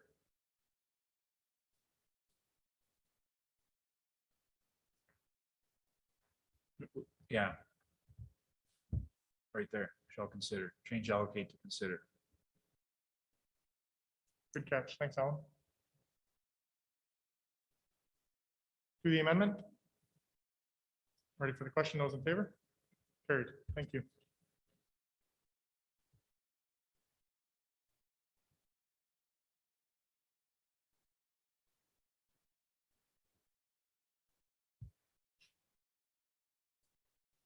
So then the motion would change to,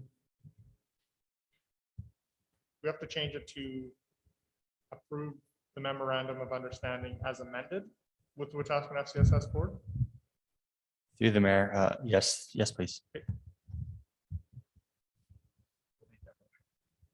I think the motion was made. That's what started somebody made that motion. Yeah. So it'll be as amended.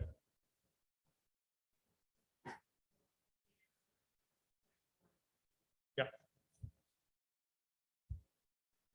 Are you looking for a motion then? No, motion's made. It's already It's made. just with, yeah. With the amendment, okay, With the sorry, amendment, yeah. sorry.